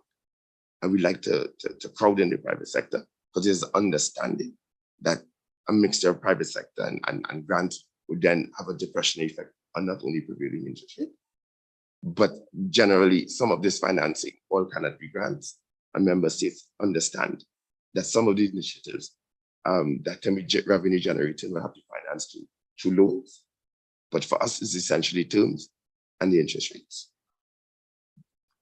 Recommendations, I think I'll end here. We see 5 key areas for consideration moving into COP with respect to climate finance and the availability of climate finance for Caribbean member states. The scaling up of resources under international climate finance mechanisms such as the GCF is key. Not just commitments, but actual transfers. Streamlining access to facilitate climate funds. Streamlining the process for accessing climate funds in general. The IMF and other IFIs, beyond the ones we're engaging, playing a greater role in providing loan guarantees and risk financing for the LMOs. Developing concrete proposals to address Caribbean's debt or the debt of SVs or climate vulnerable economies.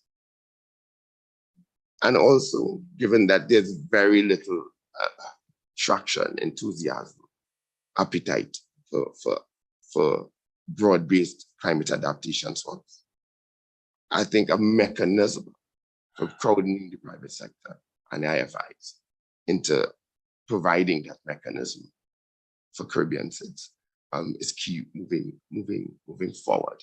I think I can end there with those. I mean, and also giving consideration to the establishment of a SIDS capital market may be key in that regard. I think I can end there. Thank you very much.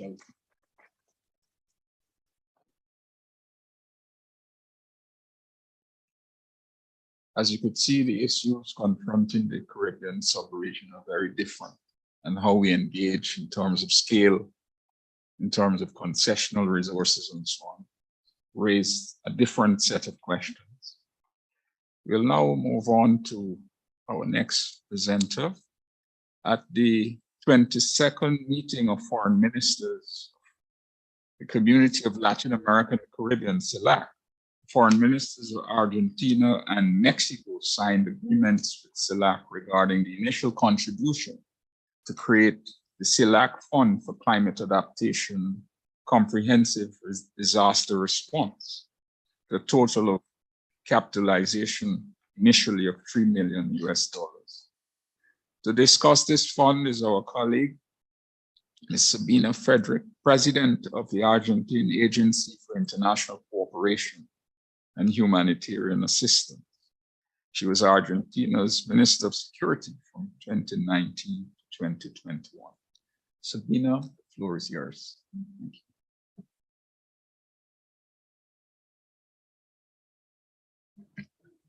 Thank you very much. I will switch to Spanish. My presentation is in Spanish, así que if you can see it.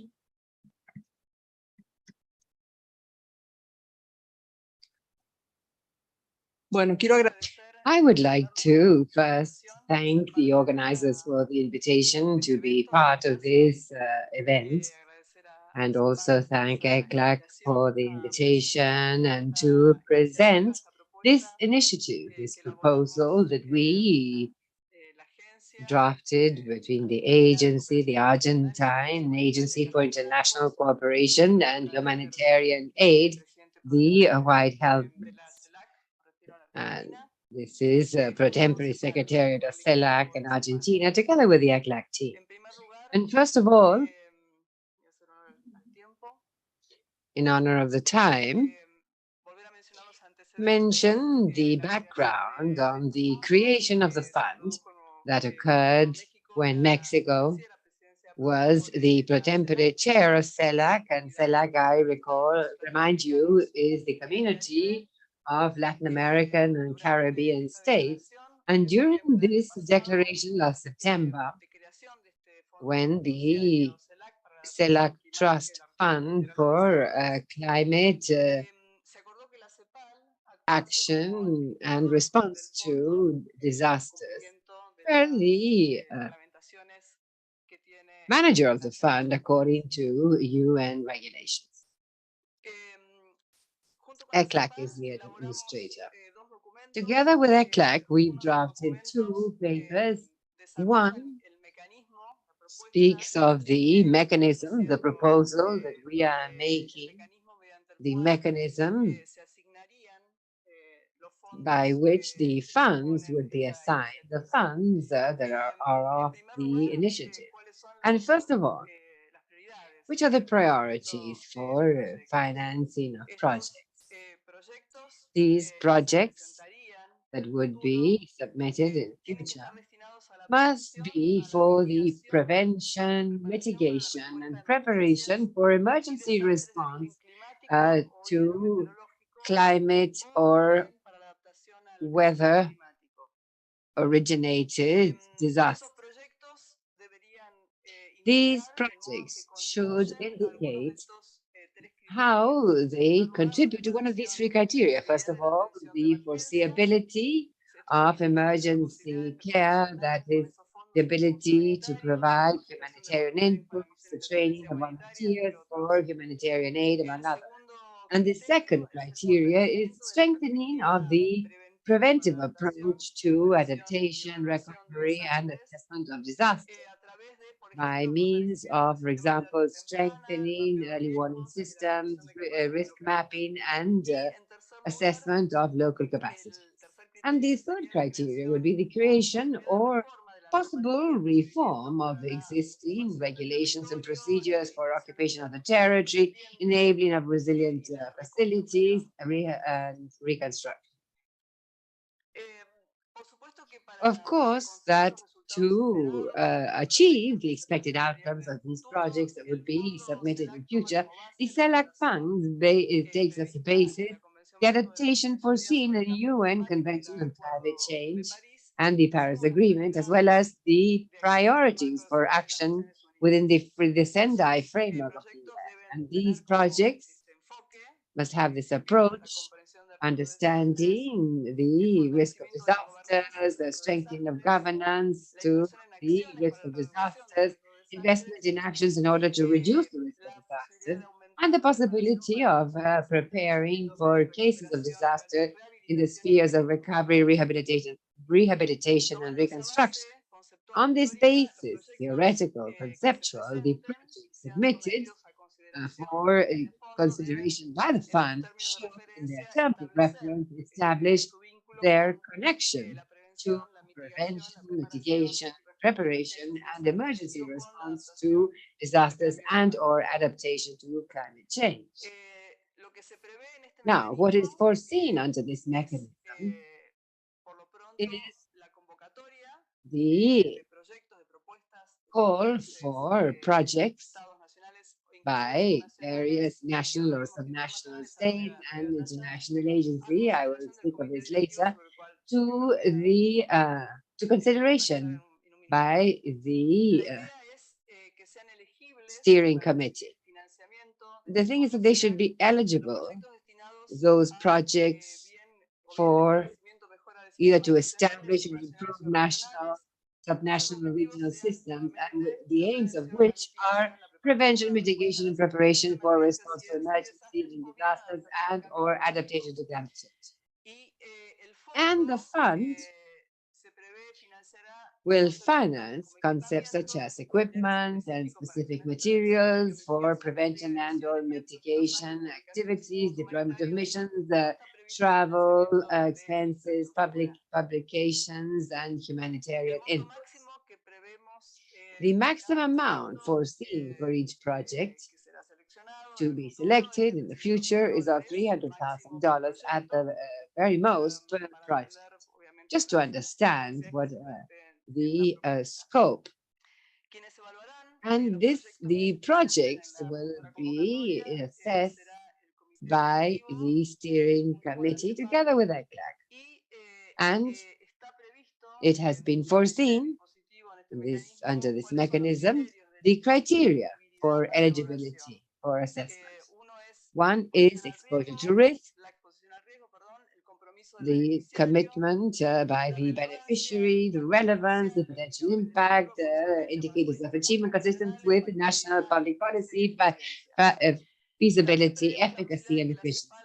We also consider that ECLAC may advise member states and national institutions, national or regional institutions, or any other international agency that may request financing based on the criteria and preliminary amendments that we will have to consider in the formulation of these projects to be submitted. And additionally, as I had said,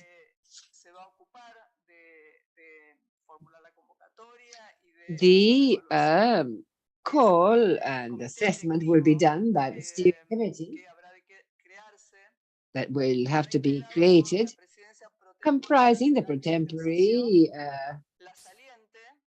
chair of ECLAC, the previous contemporary CELAC chair, the director of the fund, and the member states of CARICOM and CELAC donors. All other CELAC countries may participate as observers to the discussion. The director of the CELAC fund will be elected annually by CELAC in line with the current procedures based on consensus. And it was agreed in the first steering committee, the function of the director will be taken on by St. Vincent and the Grenadines. In following periods, each steering committee will elect the country to carry out this function of fund director. Two aspects of the regulation on the steering committee,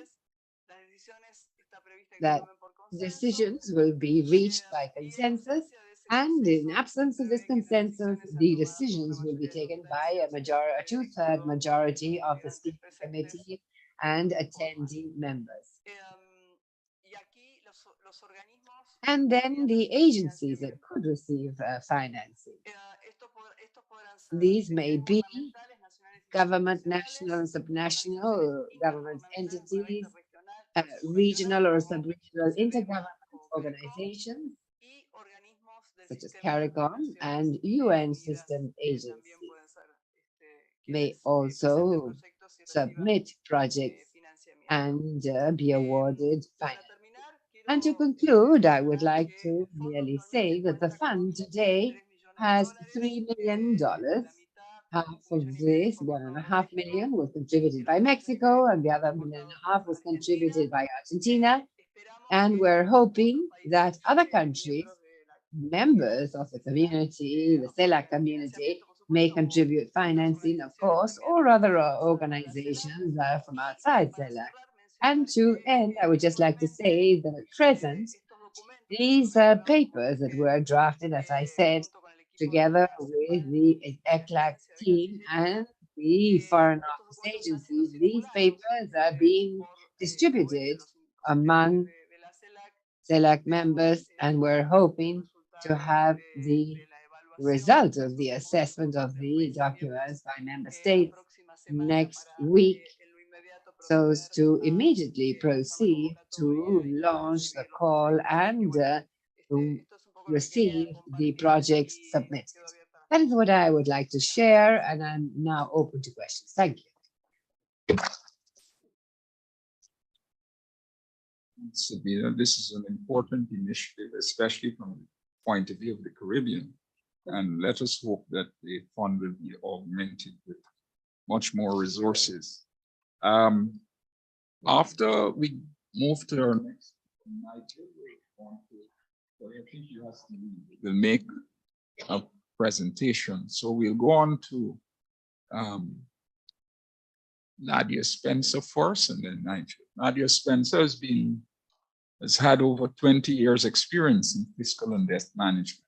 She's worked with the Eastern Caribbean Central Bank and Financial Services Regulatory Commission of Antigua and Barbuda. Very importantly, she's currently the debt manager in the Ministry of Finance of Antigua and Barbuda, the go-to person, you may say, and has served in this capacity for 15 years. She speaks to us the difficulty of financing climate projects in the context of high debt and limited fiscal space. What can be done, Nadia? Thank you. Thank you, everyone. I'll spare your eyes, no presentation, and I'll be quick. So it gives me great pleasure to present on the question of difficulty of financing climate projects from a small island. Hi, Nadia, nice to see you again. We've tackled this problem from several angles in Antigua and Barbuda, and we've started looking at it from the international level right down to the regional and coming down finally to the national level. At the international level, Antigua and Barbuda is currently chairing the Alliance for Small Island Developing States. And in this capacity, we are championing the multidimensional vulnerability index going through the UN system. Our Prime Minister is one of the members that's reporting to the Secretary General on this. And we're really hoping to get some traction for small island developing states. And on the regional level, as you've heard from Sheldon, we are helping to promote and to push for the Caribbean Resilience Fund. We think that this will be really important for Caribbean countries going forward in terms of not just providing access to financing now, but being a sustainable source of financing in the future. But a bit about what we're doing on the national level, because I think this is where the rubber hits the road. A lot of countries have access, but then once they've gained this access, they're not able to really utilize this access usefully. We've adopted a whole of government approach in Antigua and Barbuda. So it's not just about the Department of the Environment. We've incorporated tourism, our Public Works Department, and we've also included the Ministry of Finance as a principal arm for managing how we incorporate climate finance into our national planning processes, not just in terms of our medium-term development strategy, but our medium-term fiscal strategy, and finally into our national budgets every year. We're also very importantly looking and trying to understand what our gross financing needs are and how we separate these financing needs into areas that can afford us the ability to get cheaper sources of financing, so we don't end up borrowing commercially, which we qualify for. Antigua and Barbuda, uniquely, we're small, but considered to be high income. So that means we don't qualify for overseas official development assistance, and we also don't qualify for either financing or even for the cheaper financing sources that are provided by most multilateral development banks, and even at the IMF, we are always at the higher level.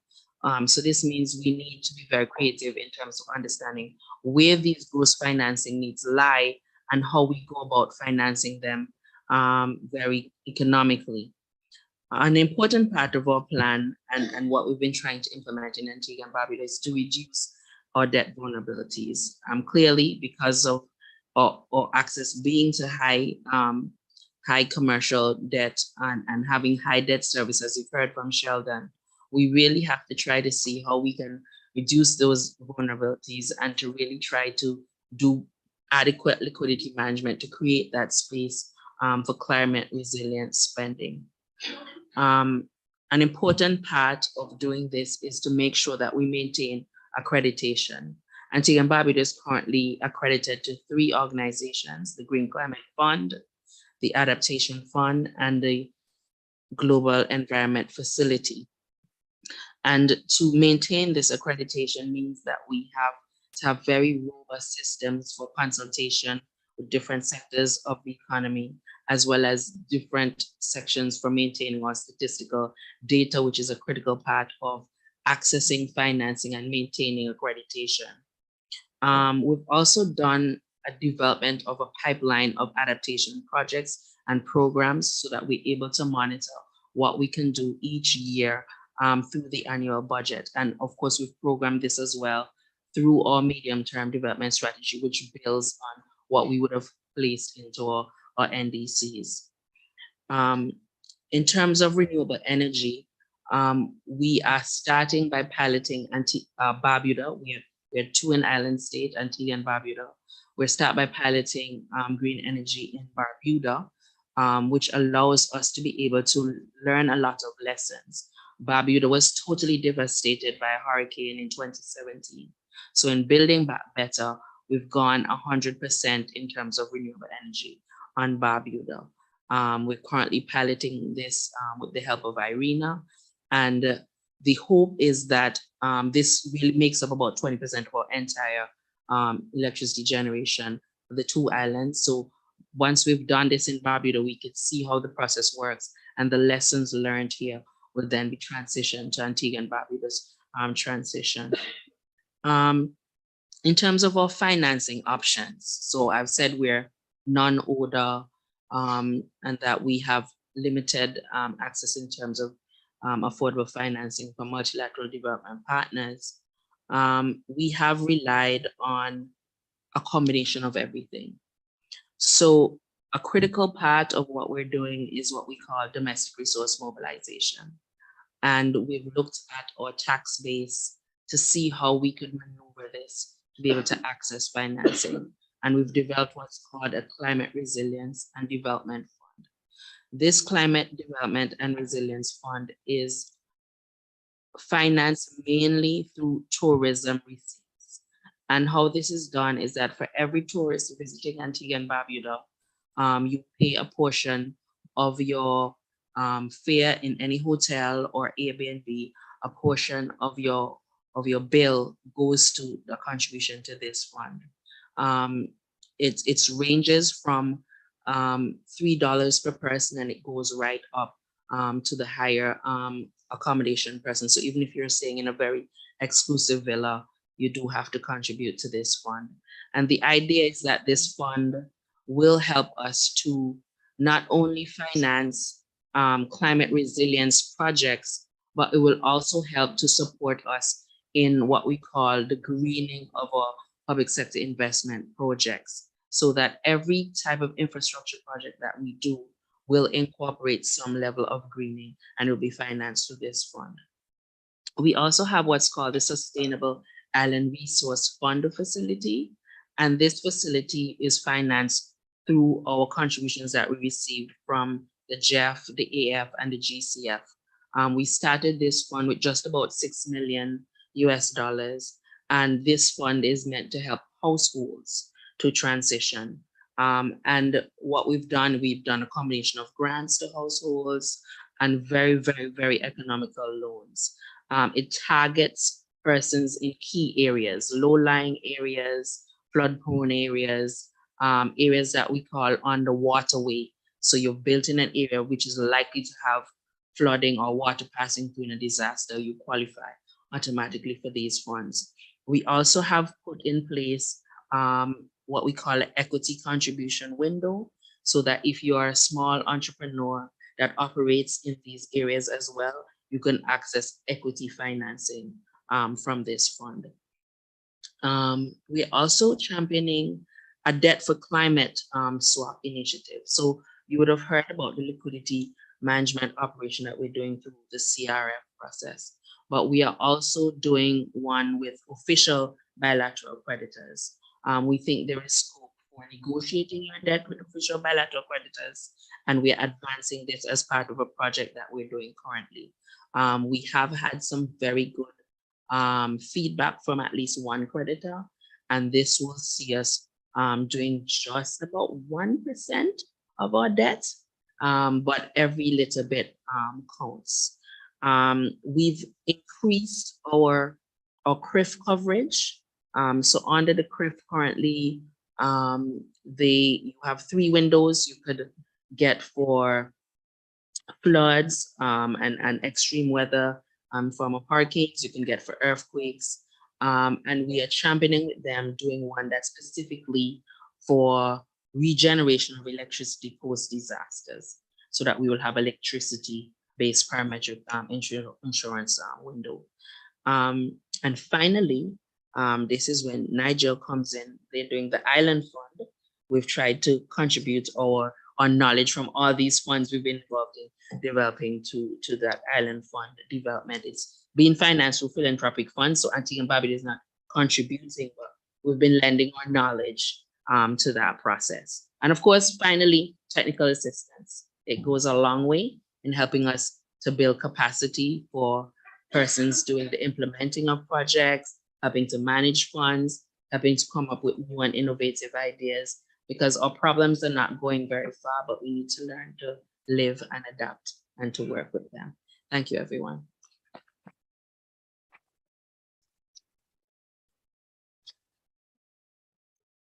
Nigel, just before you intervene, I just want to make an observation. I hope it is not seen as controversial, but it seems to me that some of the major IFIs have not come to this process fully and completely.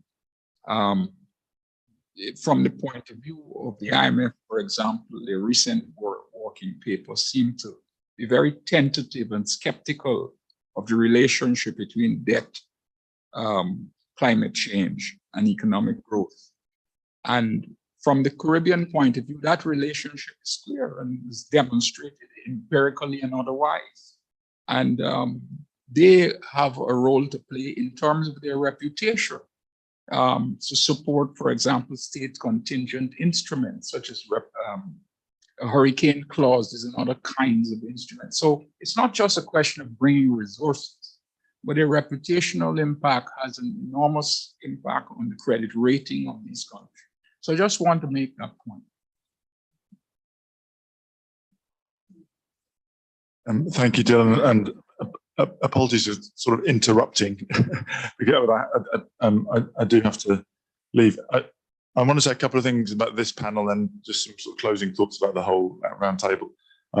Nadia, it's great to see my education about the unique vulnerability of Caribbean islands started with you in last year when I went on the visit, and I was in Bahamas recently with the heads of government meeting preparing. And one thing I want to say is I think that, I mean, I totally get the irrefutable logic of the unique vulnerability in terms of size of quantum of risk to the size of GDP. I left the Caribbean last year, and I continue to think that actually you're doing some of the most innovative things in climate finance.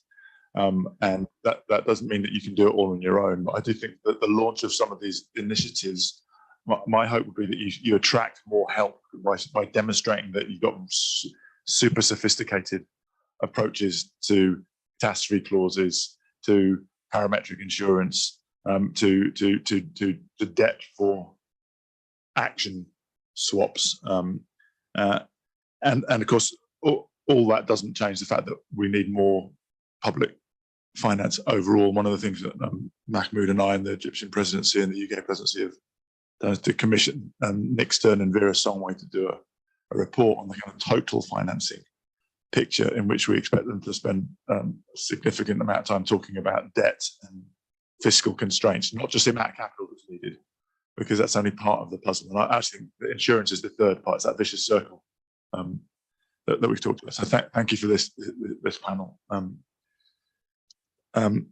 Just a few concluding remarks, and I'll leave it to carry on. First of all, Jose Luis, I want to say thank you to you and to the whole team at CEPAL and to the Climate Champions Latin American team for the amazing work in putting on such a rich roundtable. I think, today's been fascinating, 2 completely different themes, also with very different issues from yesterday, which I think makes me think we have to go deeper and with specific partners and voices for each theme, but a fantastic start. Mahmoud will speak later at the end, but our objective in starting these roundtables was to drive an increase in the amount and an acceleration of the process of financing projects so that we win the race to zero and the race to resilience, as we've called them. And we know from the research that 70%, this is the kind of Brookings Institute stuff that Amal Bhattacharya and others have done, that 70% of the finances can have to come from the private sector. And so simply put, if we don't have the private finance sector in the conversation, then we won't solve the problem.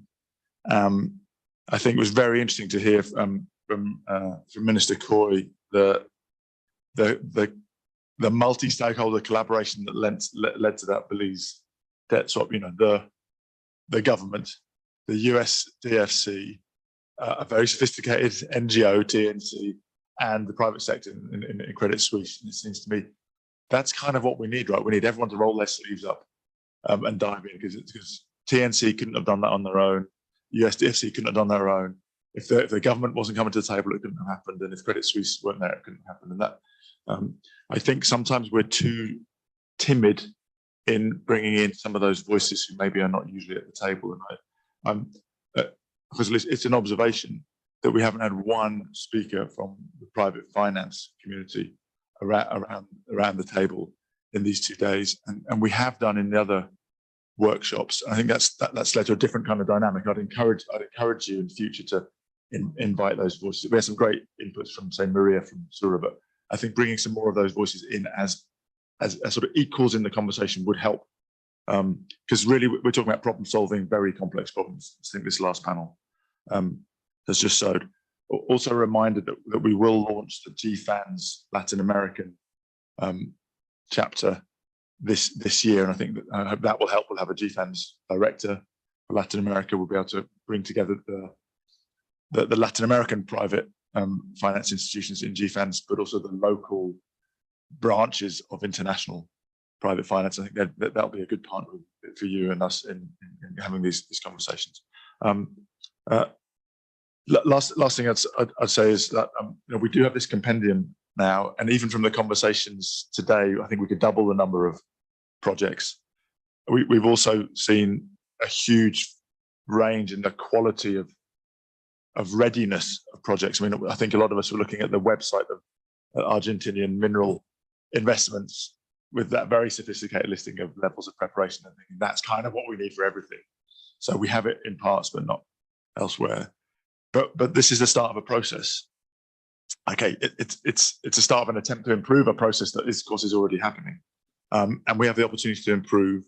And our sincere hope is that between now and COP, I know it's not far, but there's a lot of really good projects here that together we can move some of them far enough along so that by the time we get to Sharm el-Sheikh in November, you can help as a community present some of the best Latin American projects on a world stage to show the kind of innovation and the dynamism, and to build on that as a process on the road to COP28 and beyond, so that we achieve our objective of crowding in all the different collaborators that are needed to solve all the different problems and really ramping up climate finance from all sources to solve the problems and to bring about not just the climate, but the human and the development benefits that will flow from all of those. So huge thank you. I wish you a good close, and I look forward to coming back and spending more time here next time. Thank you.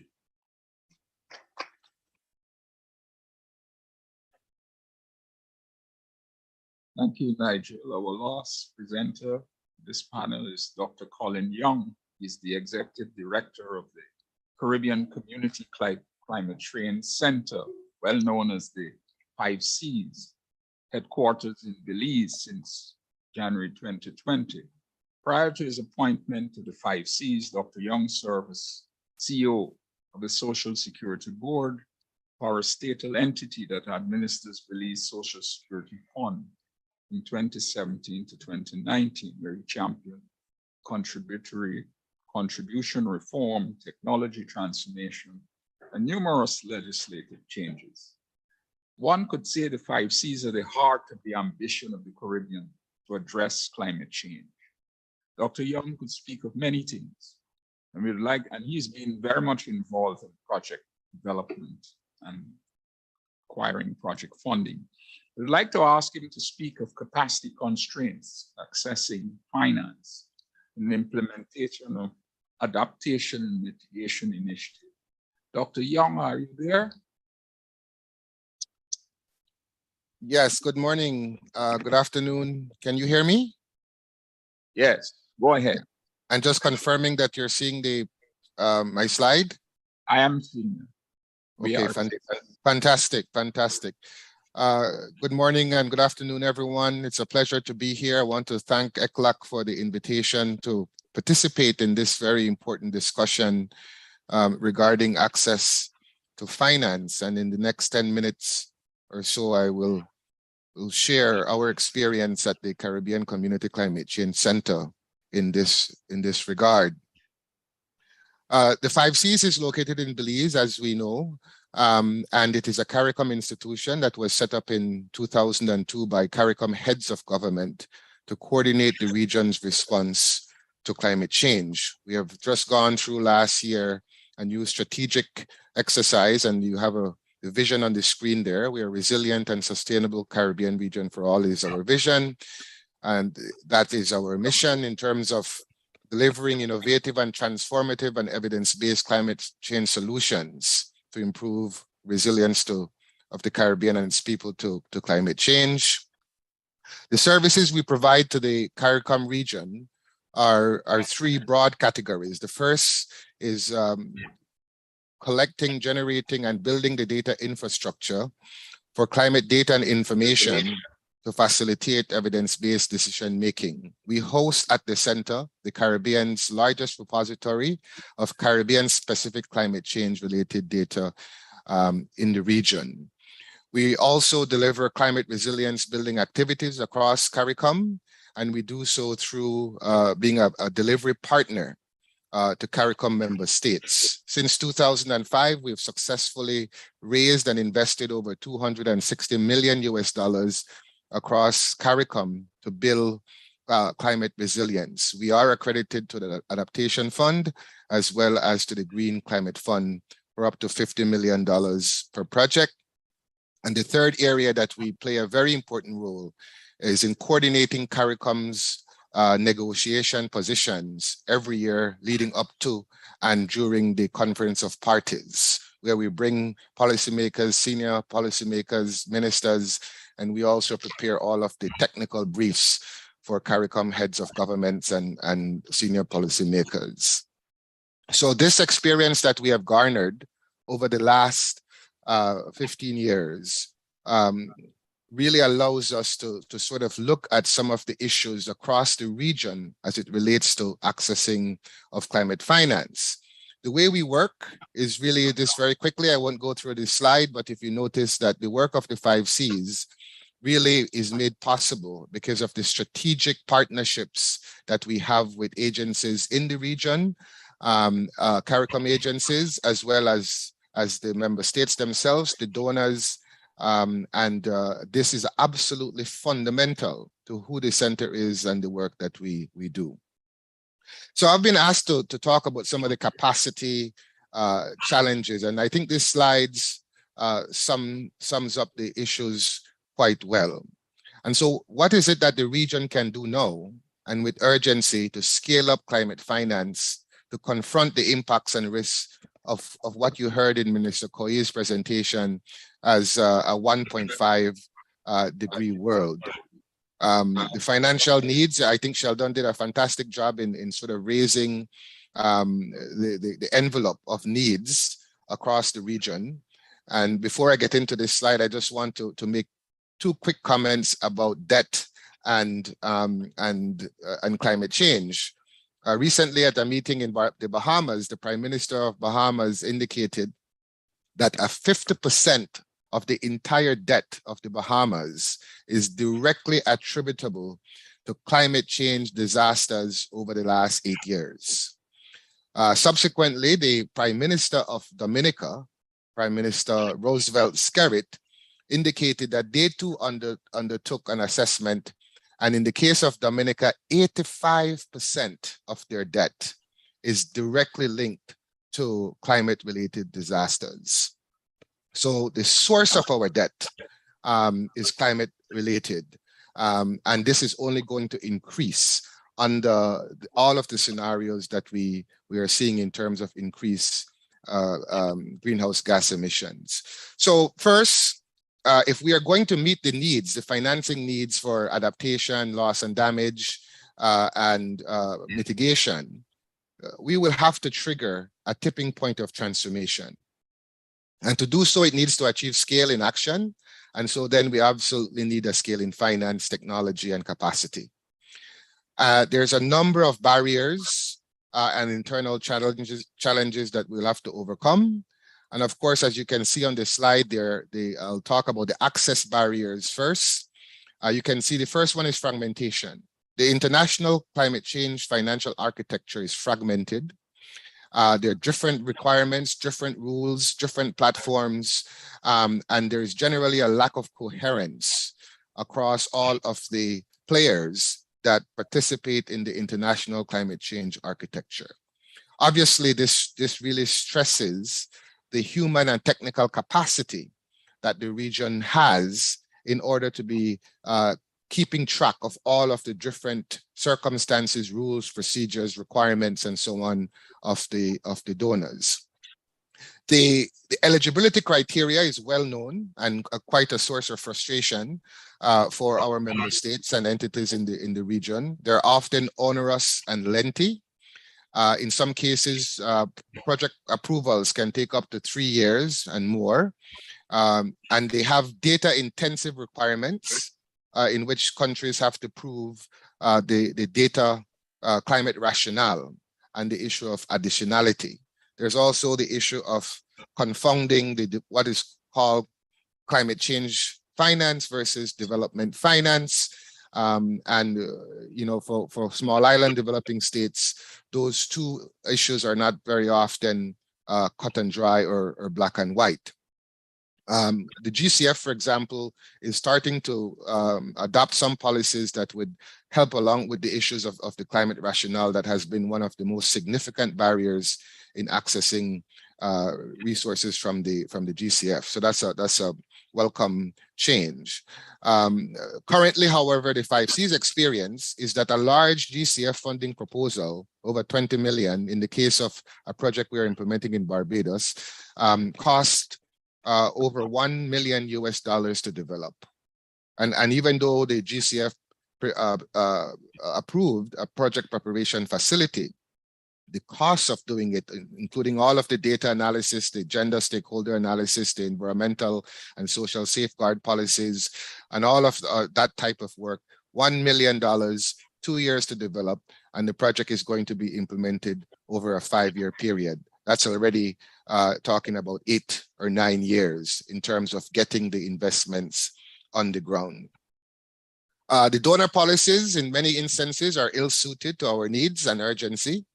And most funds in the climate change space on the public sector side, they still lack a programmatic approach to funding proposals. And so in the Caribbean's case, we have to approach these donors on a project by project basis, which increases the transaction costs and delays the flow of climate finance to our countries. For example, 8 of the top 30 water-stressed countries in the world are in the region.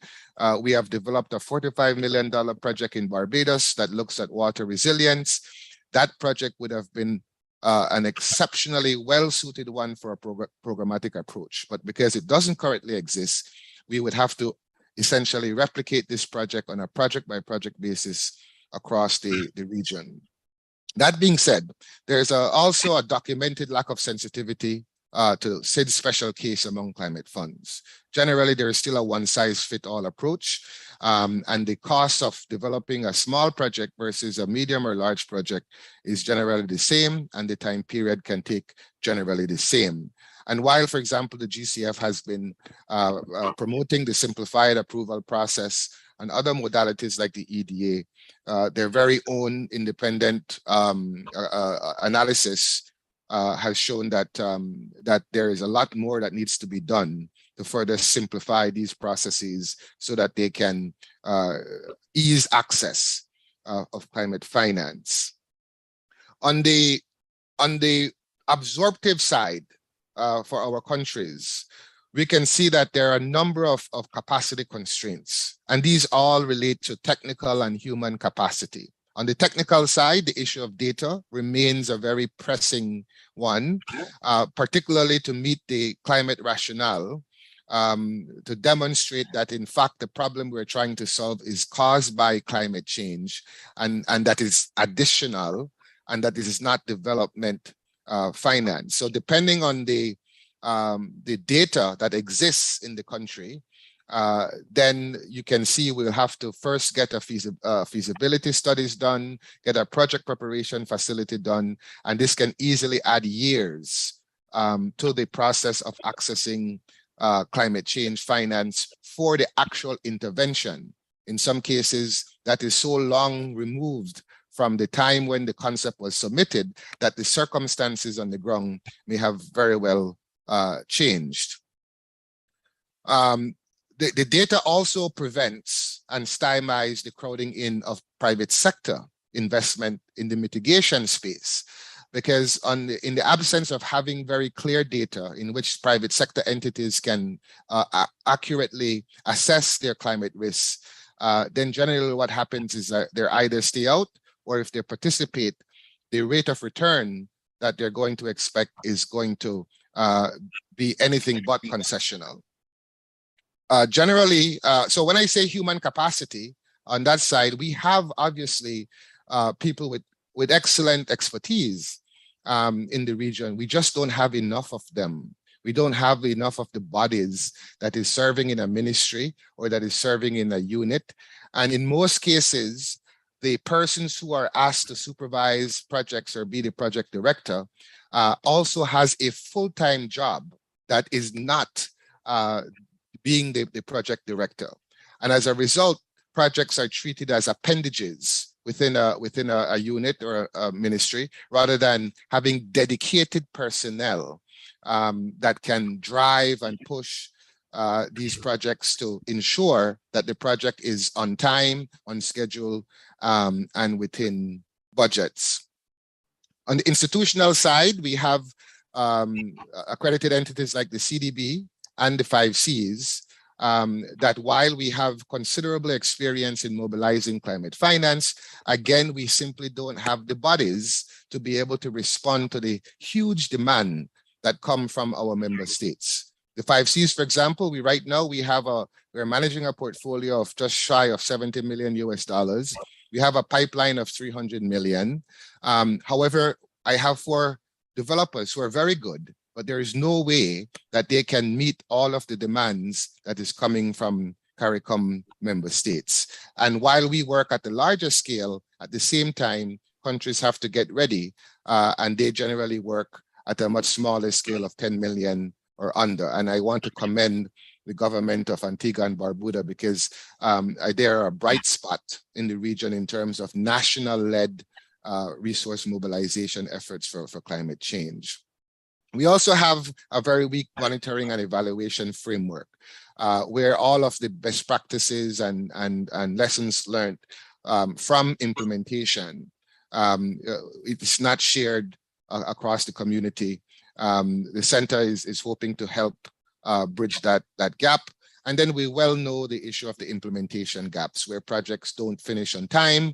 We have to get these no-cost extensions, and we have a challenge in moving large sums of money when these projects are in fact approved. So altogether, then, these factors, including an issue with procurement, the significant challenges we have with procurement in meeting all of the various rules and procedures. The EU, for example, has its own procurement procedures. The GCF has delegates that to some of the accredited entities.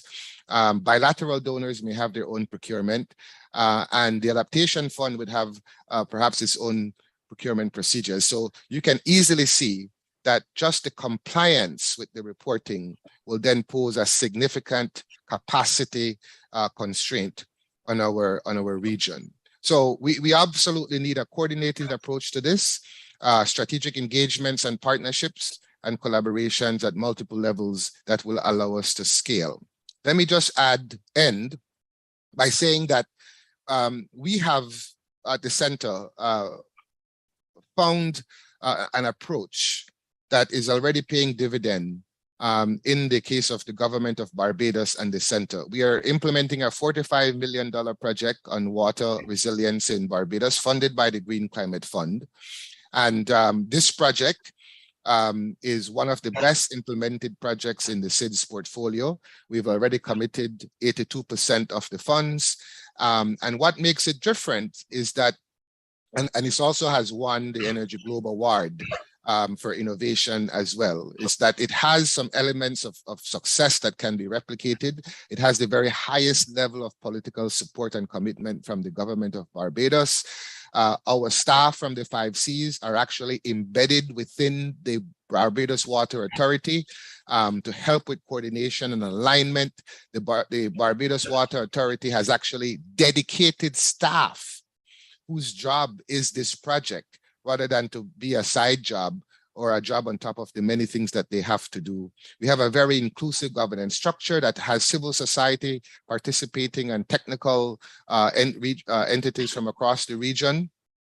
And it is very, very strong partnerships between the Barbados Water Authority and the 5 Cs. And this project is tied in to the overall roof to ridge strategy that Barbados has articulated for itself. And finally, you can see here that if we want to scale climate finance, here are some issues that we will need to think about and to resolve. And with that, I will pause, and I'm happy to take questions when we get to that point. So thank you all very much.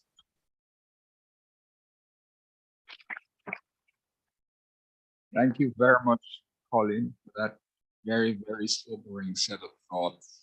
It's late in the day, and what I think, without much ado, let me open the floor to comments, observations, any thoughts from the floor? Okay. Well, maybe I'll seize the opportunity just to wrap up to ask our presenters very quickly if there are any last thoughts. Sheldon, I see no hands from the floor. Sheldon, quickly, just quickly. Yeah, thank you, Dylan. I think just moving forward, we just need to work together. In the Caribbean member states, ECLAC, the private sector, and elements of the public sector and other member states, so the larger member states, to bring the Caribbean Resilience Fund to fruition, because we see it as a critical element in terms of unlocking climate financing. Going into, I think some of the recommendations made in my presentations and other presentations of other panels are key. Refining or redefining the criteria or the process for accessing global climate finance, particularly through the GCF, is really key.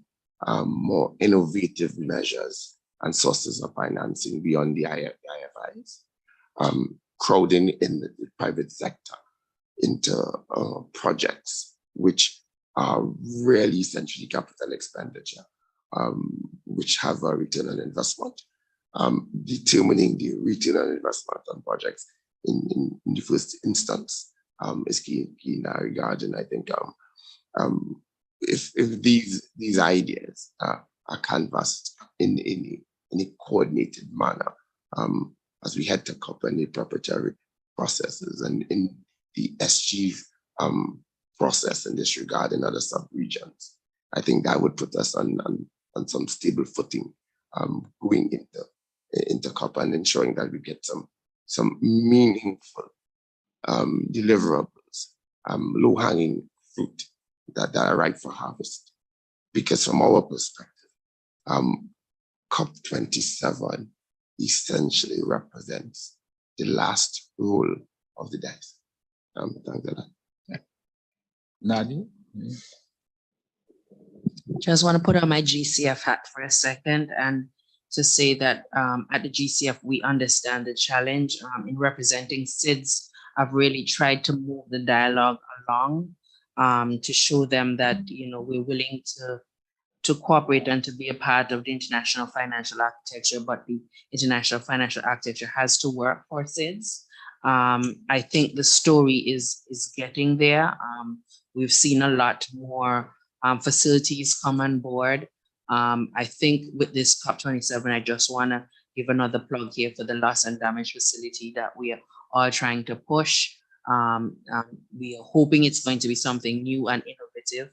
But even if it's going to be in the existing architecture that we have, there needs to be something that specifically targets loss and damage. And that will be my last comment on this. Thank you. Mr. Koi, are you there?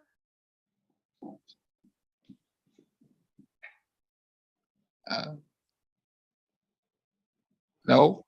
Colin? Thank you. I'll just very briefly, there's been, the CDF, I think has to be a fit for purpose entity that has to find a way to build upon the success factors that can cause climate finance at scale to flow. And we have to spend quite a bit of time, and I know ECLAC is doing this, trying to make this not just a different facility in name, but there's really no improvement in terms of process, speed, and scale.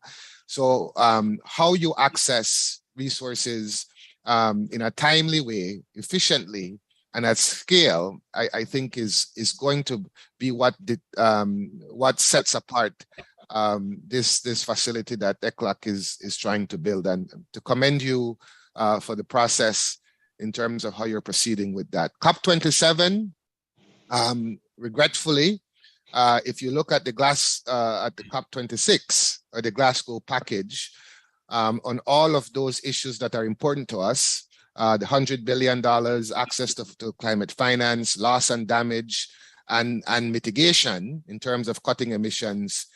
For loss and damage, according to the decisions, we have a dialogue. SIDS are now, and AOSIS is trying to fight to get this issue on the agenda. It's on the provisional agenda, but not yet on the agenda. That is going to depend on whether developed countries object or not. But the truth is, dialogues, we've been talking too much. The dialogues doesn't get us anywhere in having a loss and damage facility. And I think that's Nadia's point. Very, very important. We know that developed countries are not going to deliver their 100 billion by at least until 2023. And so I don't want to throw cold water on COP27, but if you look at the decisions that come out of COP26, in all instances, they are not at the urgency nor at the scale that they ought to be to align action, global action, with the fact that we might be surpassing 1.5 degrees according to the WMO in one of the next 5 years. So I'll stop there. Thanks, Colin. I was bringing it to a close. Sheldon, there's some, we can't help but hear what you have to say. All right, go ahead. I think, and thanks, Colin. As we attempted to create that delicate balance between addressing debt and creating fiscal space for investment in climate resilience, and the establishment of the second window of the Resilience Fund, which looks at more capital type investment and that energy transition. I think the LMOs or the debt reprofiling proved to be the easy bit. As we move towards establishing the CRM, I think ensuring that there's an acceptance of the nomenclature of resilience funds for climate vulnerable subregions is key. And I think that should be a key deliverable at the end of COP, but also capitalization and easy access of these funds when established is something that we need to be consistently focusing on in the process leading to COP and subsequently. Thanks. Thanks. It's just left for me to thank all presenters for fulsome engagement and our audience for listening attentively. Thank you very much to everybody.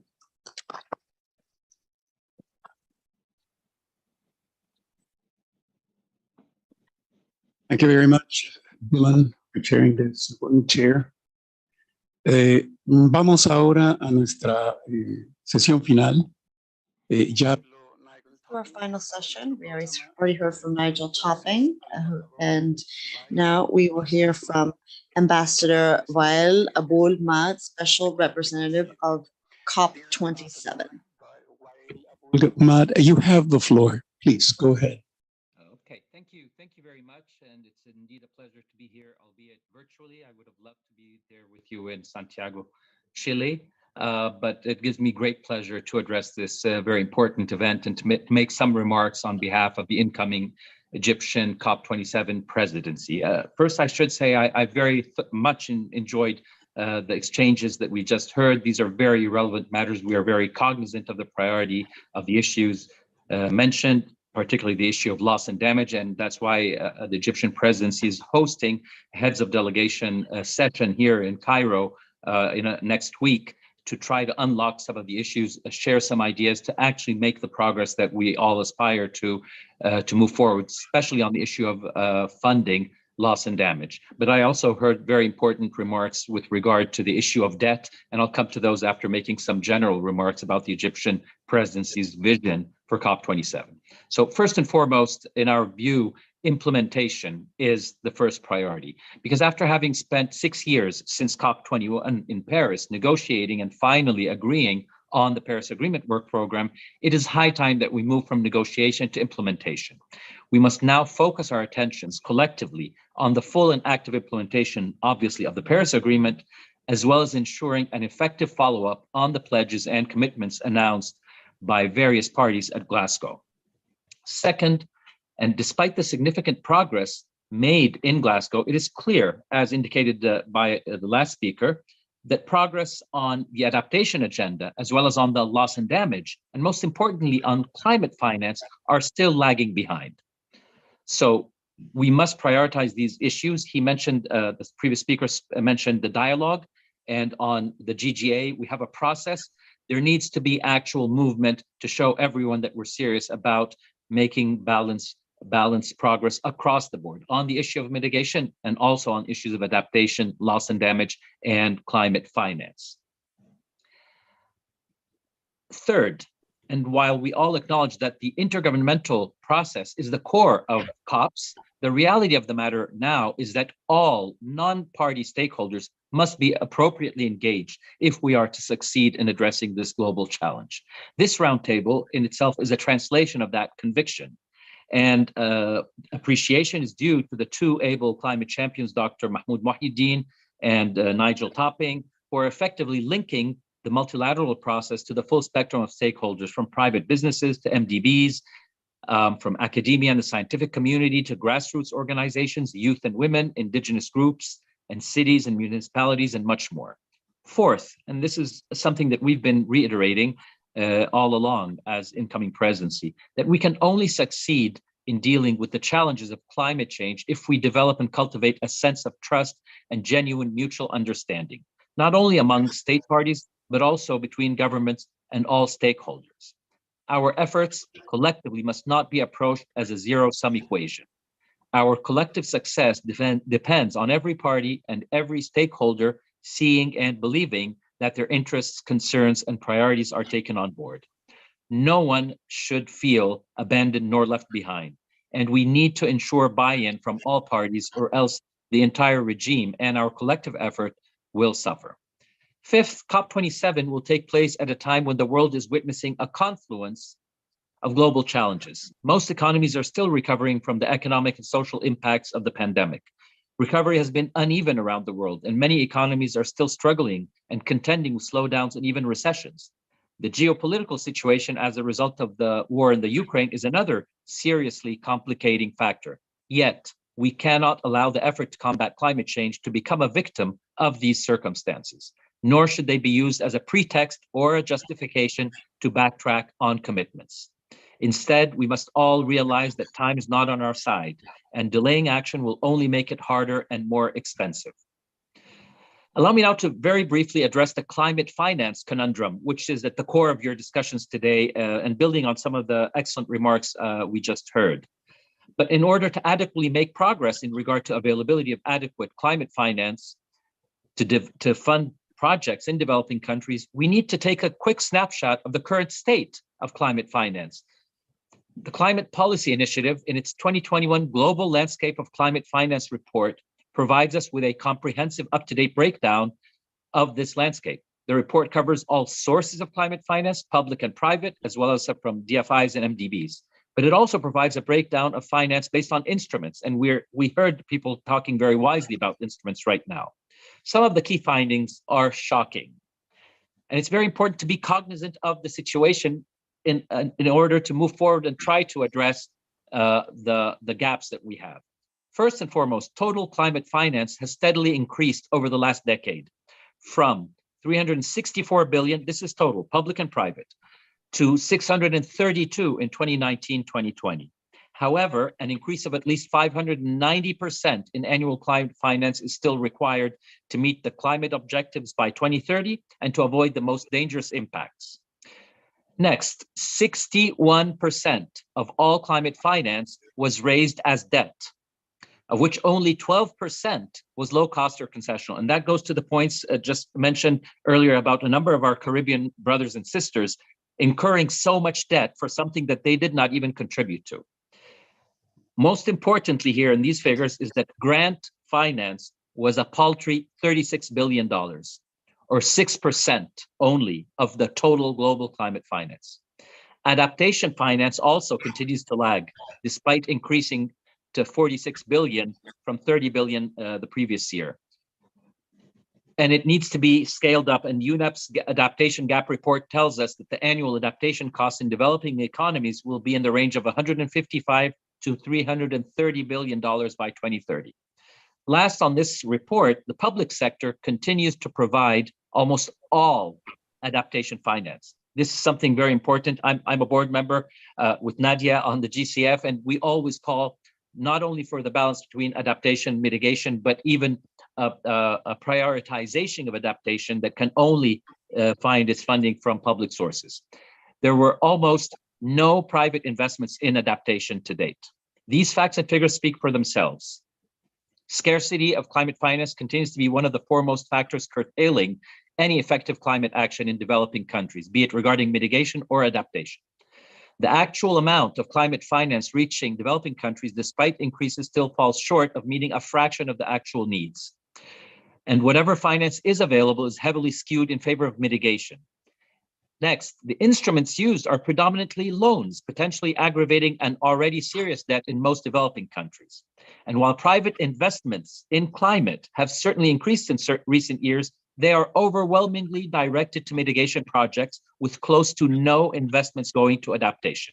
And by the way, whatever private money goes to adaptation tends to go to the country of source, meaning in developed countries. So whatever figures you ever see about private finance finding its way to adaptation projects, they're probably and most likely going to be in the country of source, not in developing countries. Hence, and until we effectively address the real fundamental shortcomings of the global climate finance landscape, we'll continue to fall short of achieving our urgent climate targets. So developing bankable projects is going to be part of the solution, but we only say part simply because bankability as a standard or a threshold for finance will certainly help providing finance for mitigation, where there's a clear and tried profitable bankable business model. But on the other hand, we will be leaving the urgent needs and the whole realm of adaptation to climate impacts unfunded and heavily reliant on the national treasuries of the most vulnerable and economically stressed countries. We as policymakers have a responsibility to take a more holistic view of this matter and continue to work towards addressing the shortcomings of climate finance landscape in a more comprehensive, balanced manner, or else developing countries will continue to adapt, relying on their own treasuries and carrying a disproportionate burden on the lives and livelihoods of their populations. Distinguished participants, in conclusion, allow me to once again stress that the Egyptian incoming presidency is proud to have partnered with the climate champions in organizing these 5 regional roundtables. And we trust that your discussions here today, as well as those that have taken place and are taking place in the other 4 roundtables within the UN Economic Commissions, will make an important contribution to moving this important matter forward in an equitable and balanced manner. We wish you all success and trust that your work will represent an important contribution to a more ambitious, impactful, and transformative COP27 in Sharm el-Sheikh, where we hope to welcome you next November. Thank you very much. I turn on the mic, Ambassador, so you can hear the applause here. Thank you very much. Thank you very much for your words. And now it's the turn to listen to Mr. Mahmoud Muhyiddin, who's the Special Envoy on Finance for the Agenda 2030 and Sustainable Development and champion of climate change for COP27, designated by the Egyptian government. Mr. Muhyiddin, you have the floor. Go ahead, please. Right. Thank you so much. I hope that you can hear me well. I'm connecting. And see you well in your in your natural environment. Exactly. It cannot be more natural than this. I'm calling you from my village, not far from Cairo. And it could be my good luck that each time I'm connecting to Latin America, I'm always in my village by a chance, like what happened last week. But I hope here that the network will be helpful to the end. I followed the discussion since I joined you yesterday in the introductory remarks. I like, before I build on the excellent intervention now by Ambassador Wael Abou Magd, from my non-state actors' perspective, just to commend the excellent work by ICLAC. We built on your work with the rest of the regional economic commissions on the extractors' work, with Alicia on the leadership of the work, and now with Mario's leadership and his team. We're very grateful. We're expecting more from the team and from Mr. Salazar as well in the future, because this, as mentioned by many today, it's a start of a partnership on the 2 fronts that you discussed, on the policy framework to provide solutions, and on implementation and the projects required going forward. I cannot claim really expertise in the specifics of the regional issues, but your discussion today have confirmed what we know and what we need really to be doing. I'm saying that despite this very good day, I received, I don't like to make too much bragging about it, but it's a collaboration with Latin American colleagues based in Colombia, AFIT, that our paper on the impact of COVID-19 and sustainable development has received the Outstanding Paper Award by a leading publishing, academic publishing Emerald today. So could be my good lucky day with Latin America. So I don't like to spoil it by raising controversial issues at the end. I think we raised the controversial issues at the beginning, and you managed to put some sort of good policy suggestions and projects towards them. But let me emphasize the following, given the reassurances of Ambassador Wael, and I wish him all the best of luck and great opportunities to get on agreement with the heads of delegation convened in Cairo in a few days, because this is very much essential for the success of COP27 and for getting our act together behind what our chief negotiators are doing, especially in the areas related to adaptation and the loss and damage. That using my freedom and perhaps my informal background here is basically that I keep saying that the loss and damage still lost until we get the act of the major actors together. And while the issues of the developing economies are very well identified, there is some sort of moral recognition of the importance by some of the advanced economies, including creation of a fund with token contribution. But this definitely, being in Barbados, being in Dominican Republic during the last few weeks, I don't see these kind of token contributions are up to the expectations of developing economies at large, and the small states and small islands and the areas confronted by severity of damages, including the coastal cities. Having said that, what we're trying to do then, we are trying to focus on the implementation. And I think on what you suggested on the policy framework is reminding us of the importance of aligning policies towards climate action and the SDGs. And here, it's basically about the Paris Agreement and the 2030 Sustainable Development Agenda that should be integrated. And if we're not integrating them because we are working in silos, our ministers of finance, when they are trying to mobilize their funds, need really to go back and check their budgets, and it's going to be definitely integrated on that. So we need to help them by policies and by project support on what they are doing. And that gets me into the following, focusing on finance again. I think in mitigation, we know more or less our way going forward, and we have identified the role of the private sector. And I think it's more of about scaling up risk mitigation and getting the IFIs to play a better role in that front. I listened carefully to some of the comments about the engagement of the IFIs. Again, the issue of concern is not just among the money. It's basically the lengths it takes the funds to reach the countries. I was with few leaders of small states and small islands. They say, well, it takes me 3 to 4 years from the day that we welcome a delegation from the funds and the IFIs to the day that I get the money into projects. This is not helpful. So it's not just about the size, it's about the efficiency of mobilization of funds. The other thing is basically, as mentioned by Ambassador Abul Magd, that we still rely too much on debt-based instruments. And the history of Latin America and the issues of concern from developing economies is telling us that countries of the developing world are either in 3 categories. Either you have a debt management problem, or a debt management crisis, or a debt management catastrophe. This is the state that we are in after the COVID crisis and after the shocks associated with the war in the Ukraine. So it is not really realistic from economic or financial or from moral perspective to rely more and more and more on that. And I think there are many opportunities of investments and revisiting the 100 billion and seeing the future of finance based on the concessional terms. I have here between brackets, and I'm benefiting from having many ministers in the room and listening and following up with us. And in few weeks, we'll be discussing in the annual meetings of the World Bank and the IMF prospects of the world and how to fix matters. Climate finance could benefit really from the experience of IDA, the International Development Association, and its terms of finance. It gives you concessional finance for more than 7 to 10 years.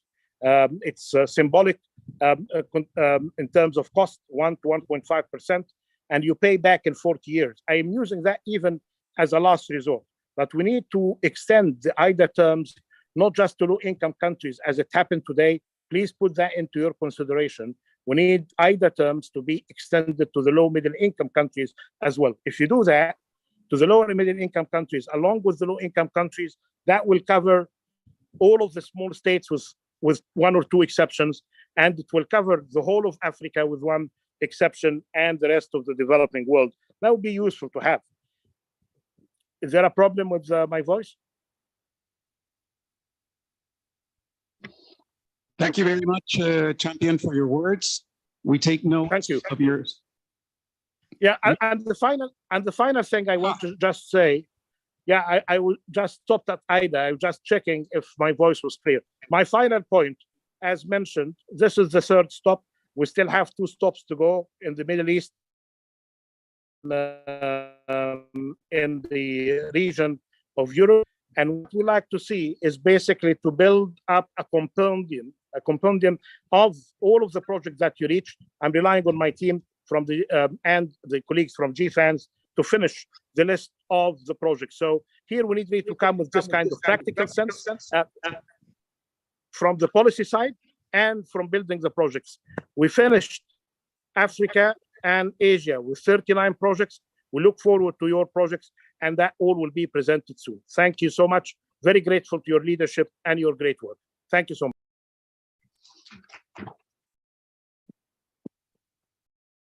Also an applause for you. Thank you very much, Champion Moherdin. Perdón, toca el turno a la CEPAL. And now, ECLAC,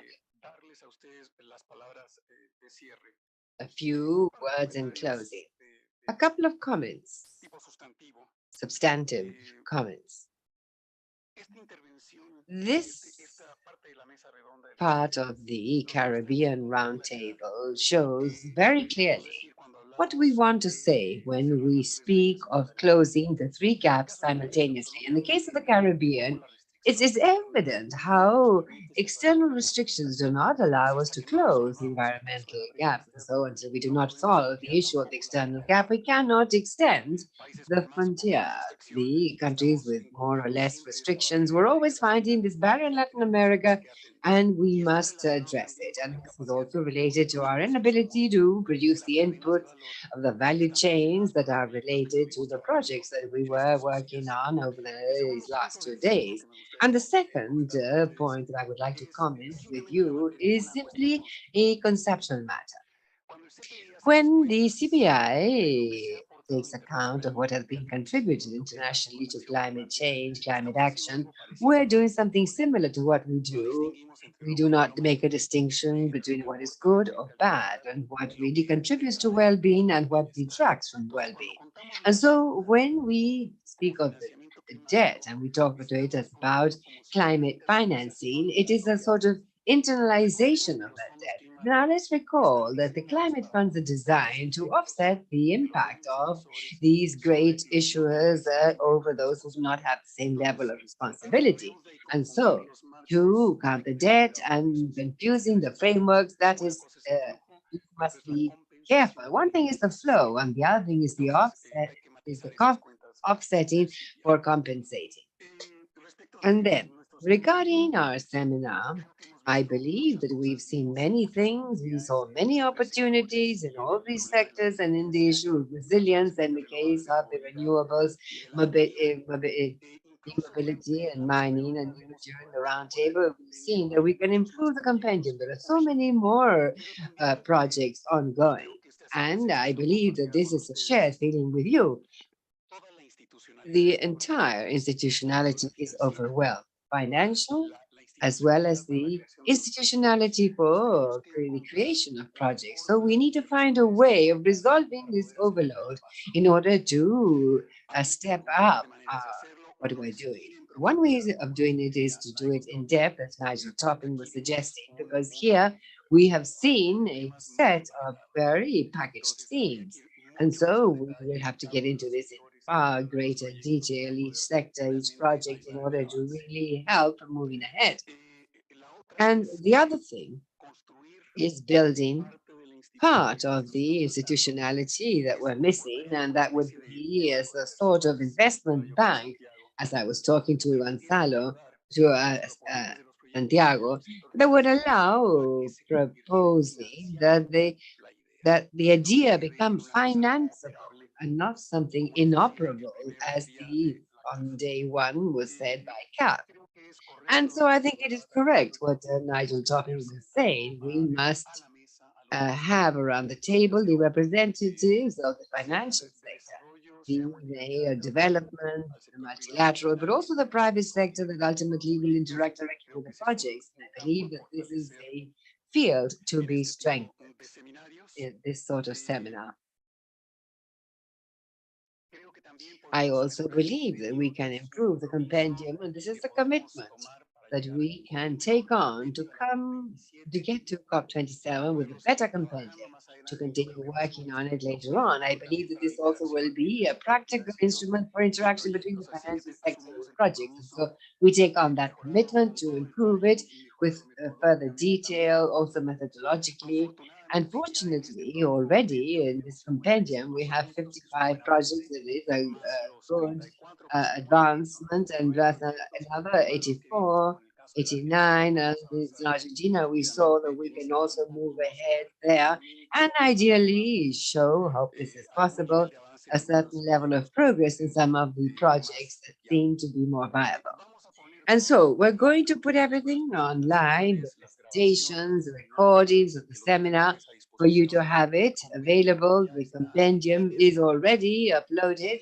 And I would like to thank all of you who took part, the panelists, the representatives of the financial sector, investment institutions that were with us over the last 2 days, and of course, the organizers of the COP27, the government of Egypt, the champions of the UK, as well as Egypt, that have helped us to make the seminar viable. The Euroclima program that helped us to finance this, we've fulfilled the mission. And of course, my ECLAC colleagues, beginning with those at home, the Division of Sustainable Development and Human Settlements, Natural Resources, and Economic Development, and in Titelman, our office at ECLAC in Port of Spain, our colleagues who are here, and of course the conference team and press publications that answered so quickly with the compendium.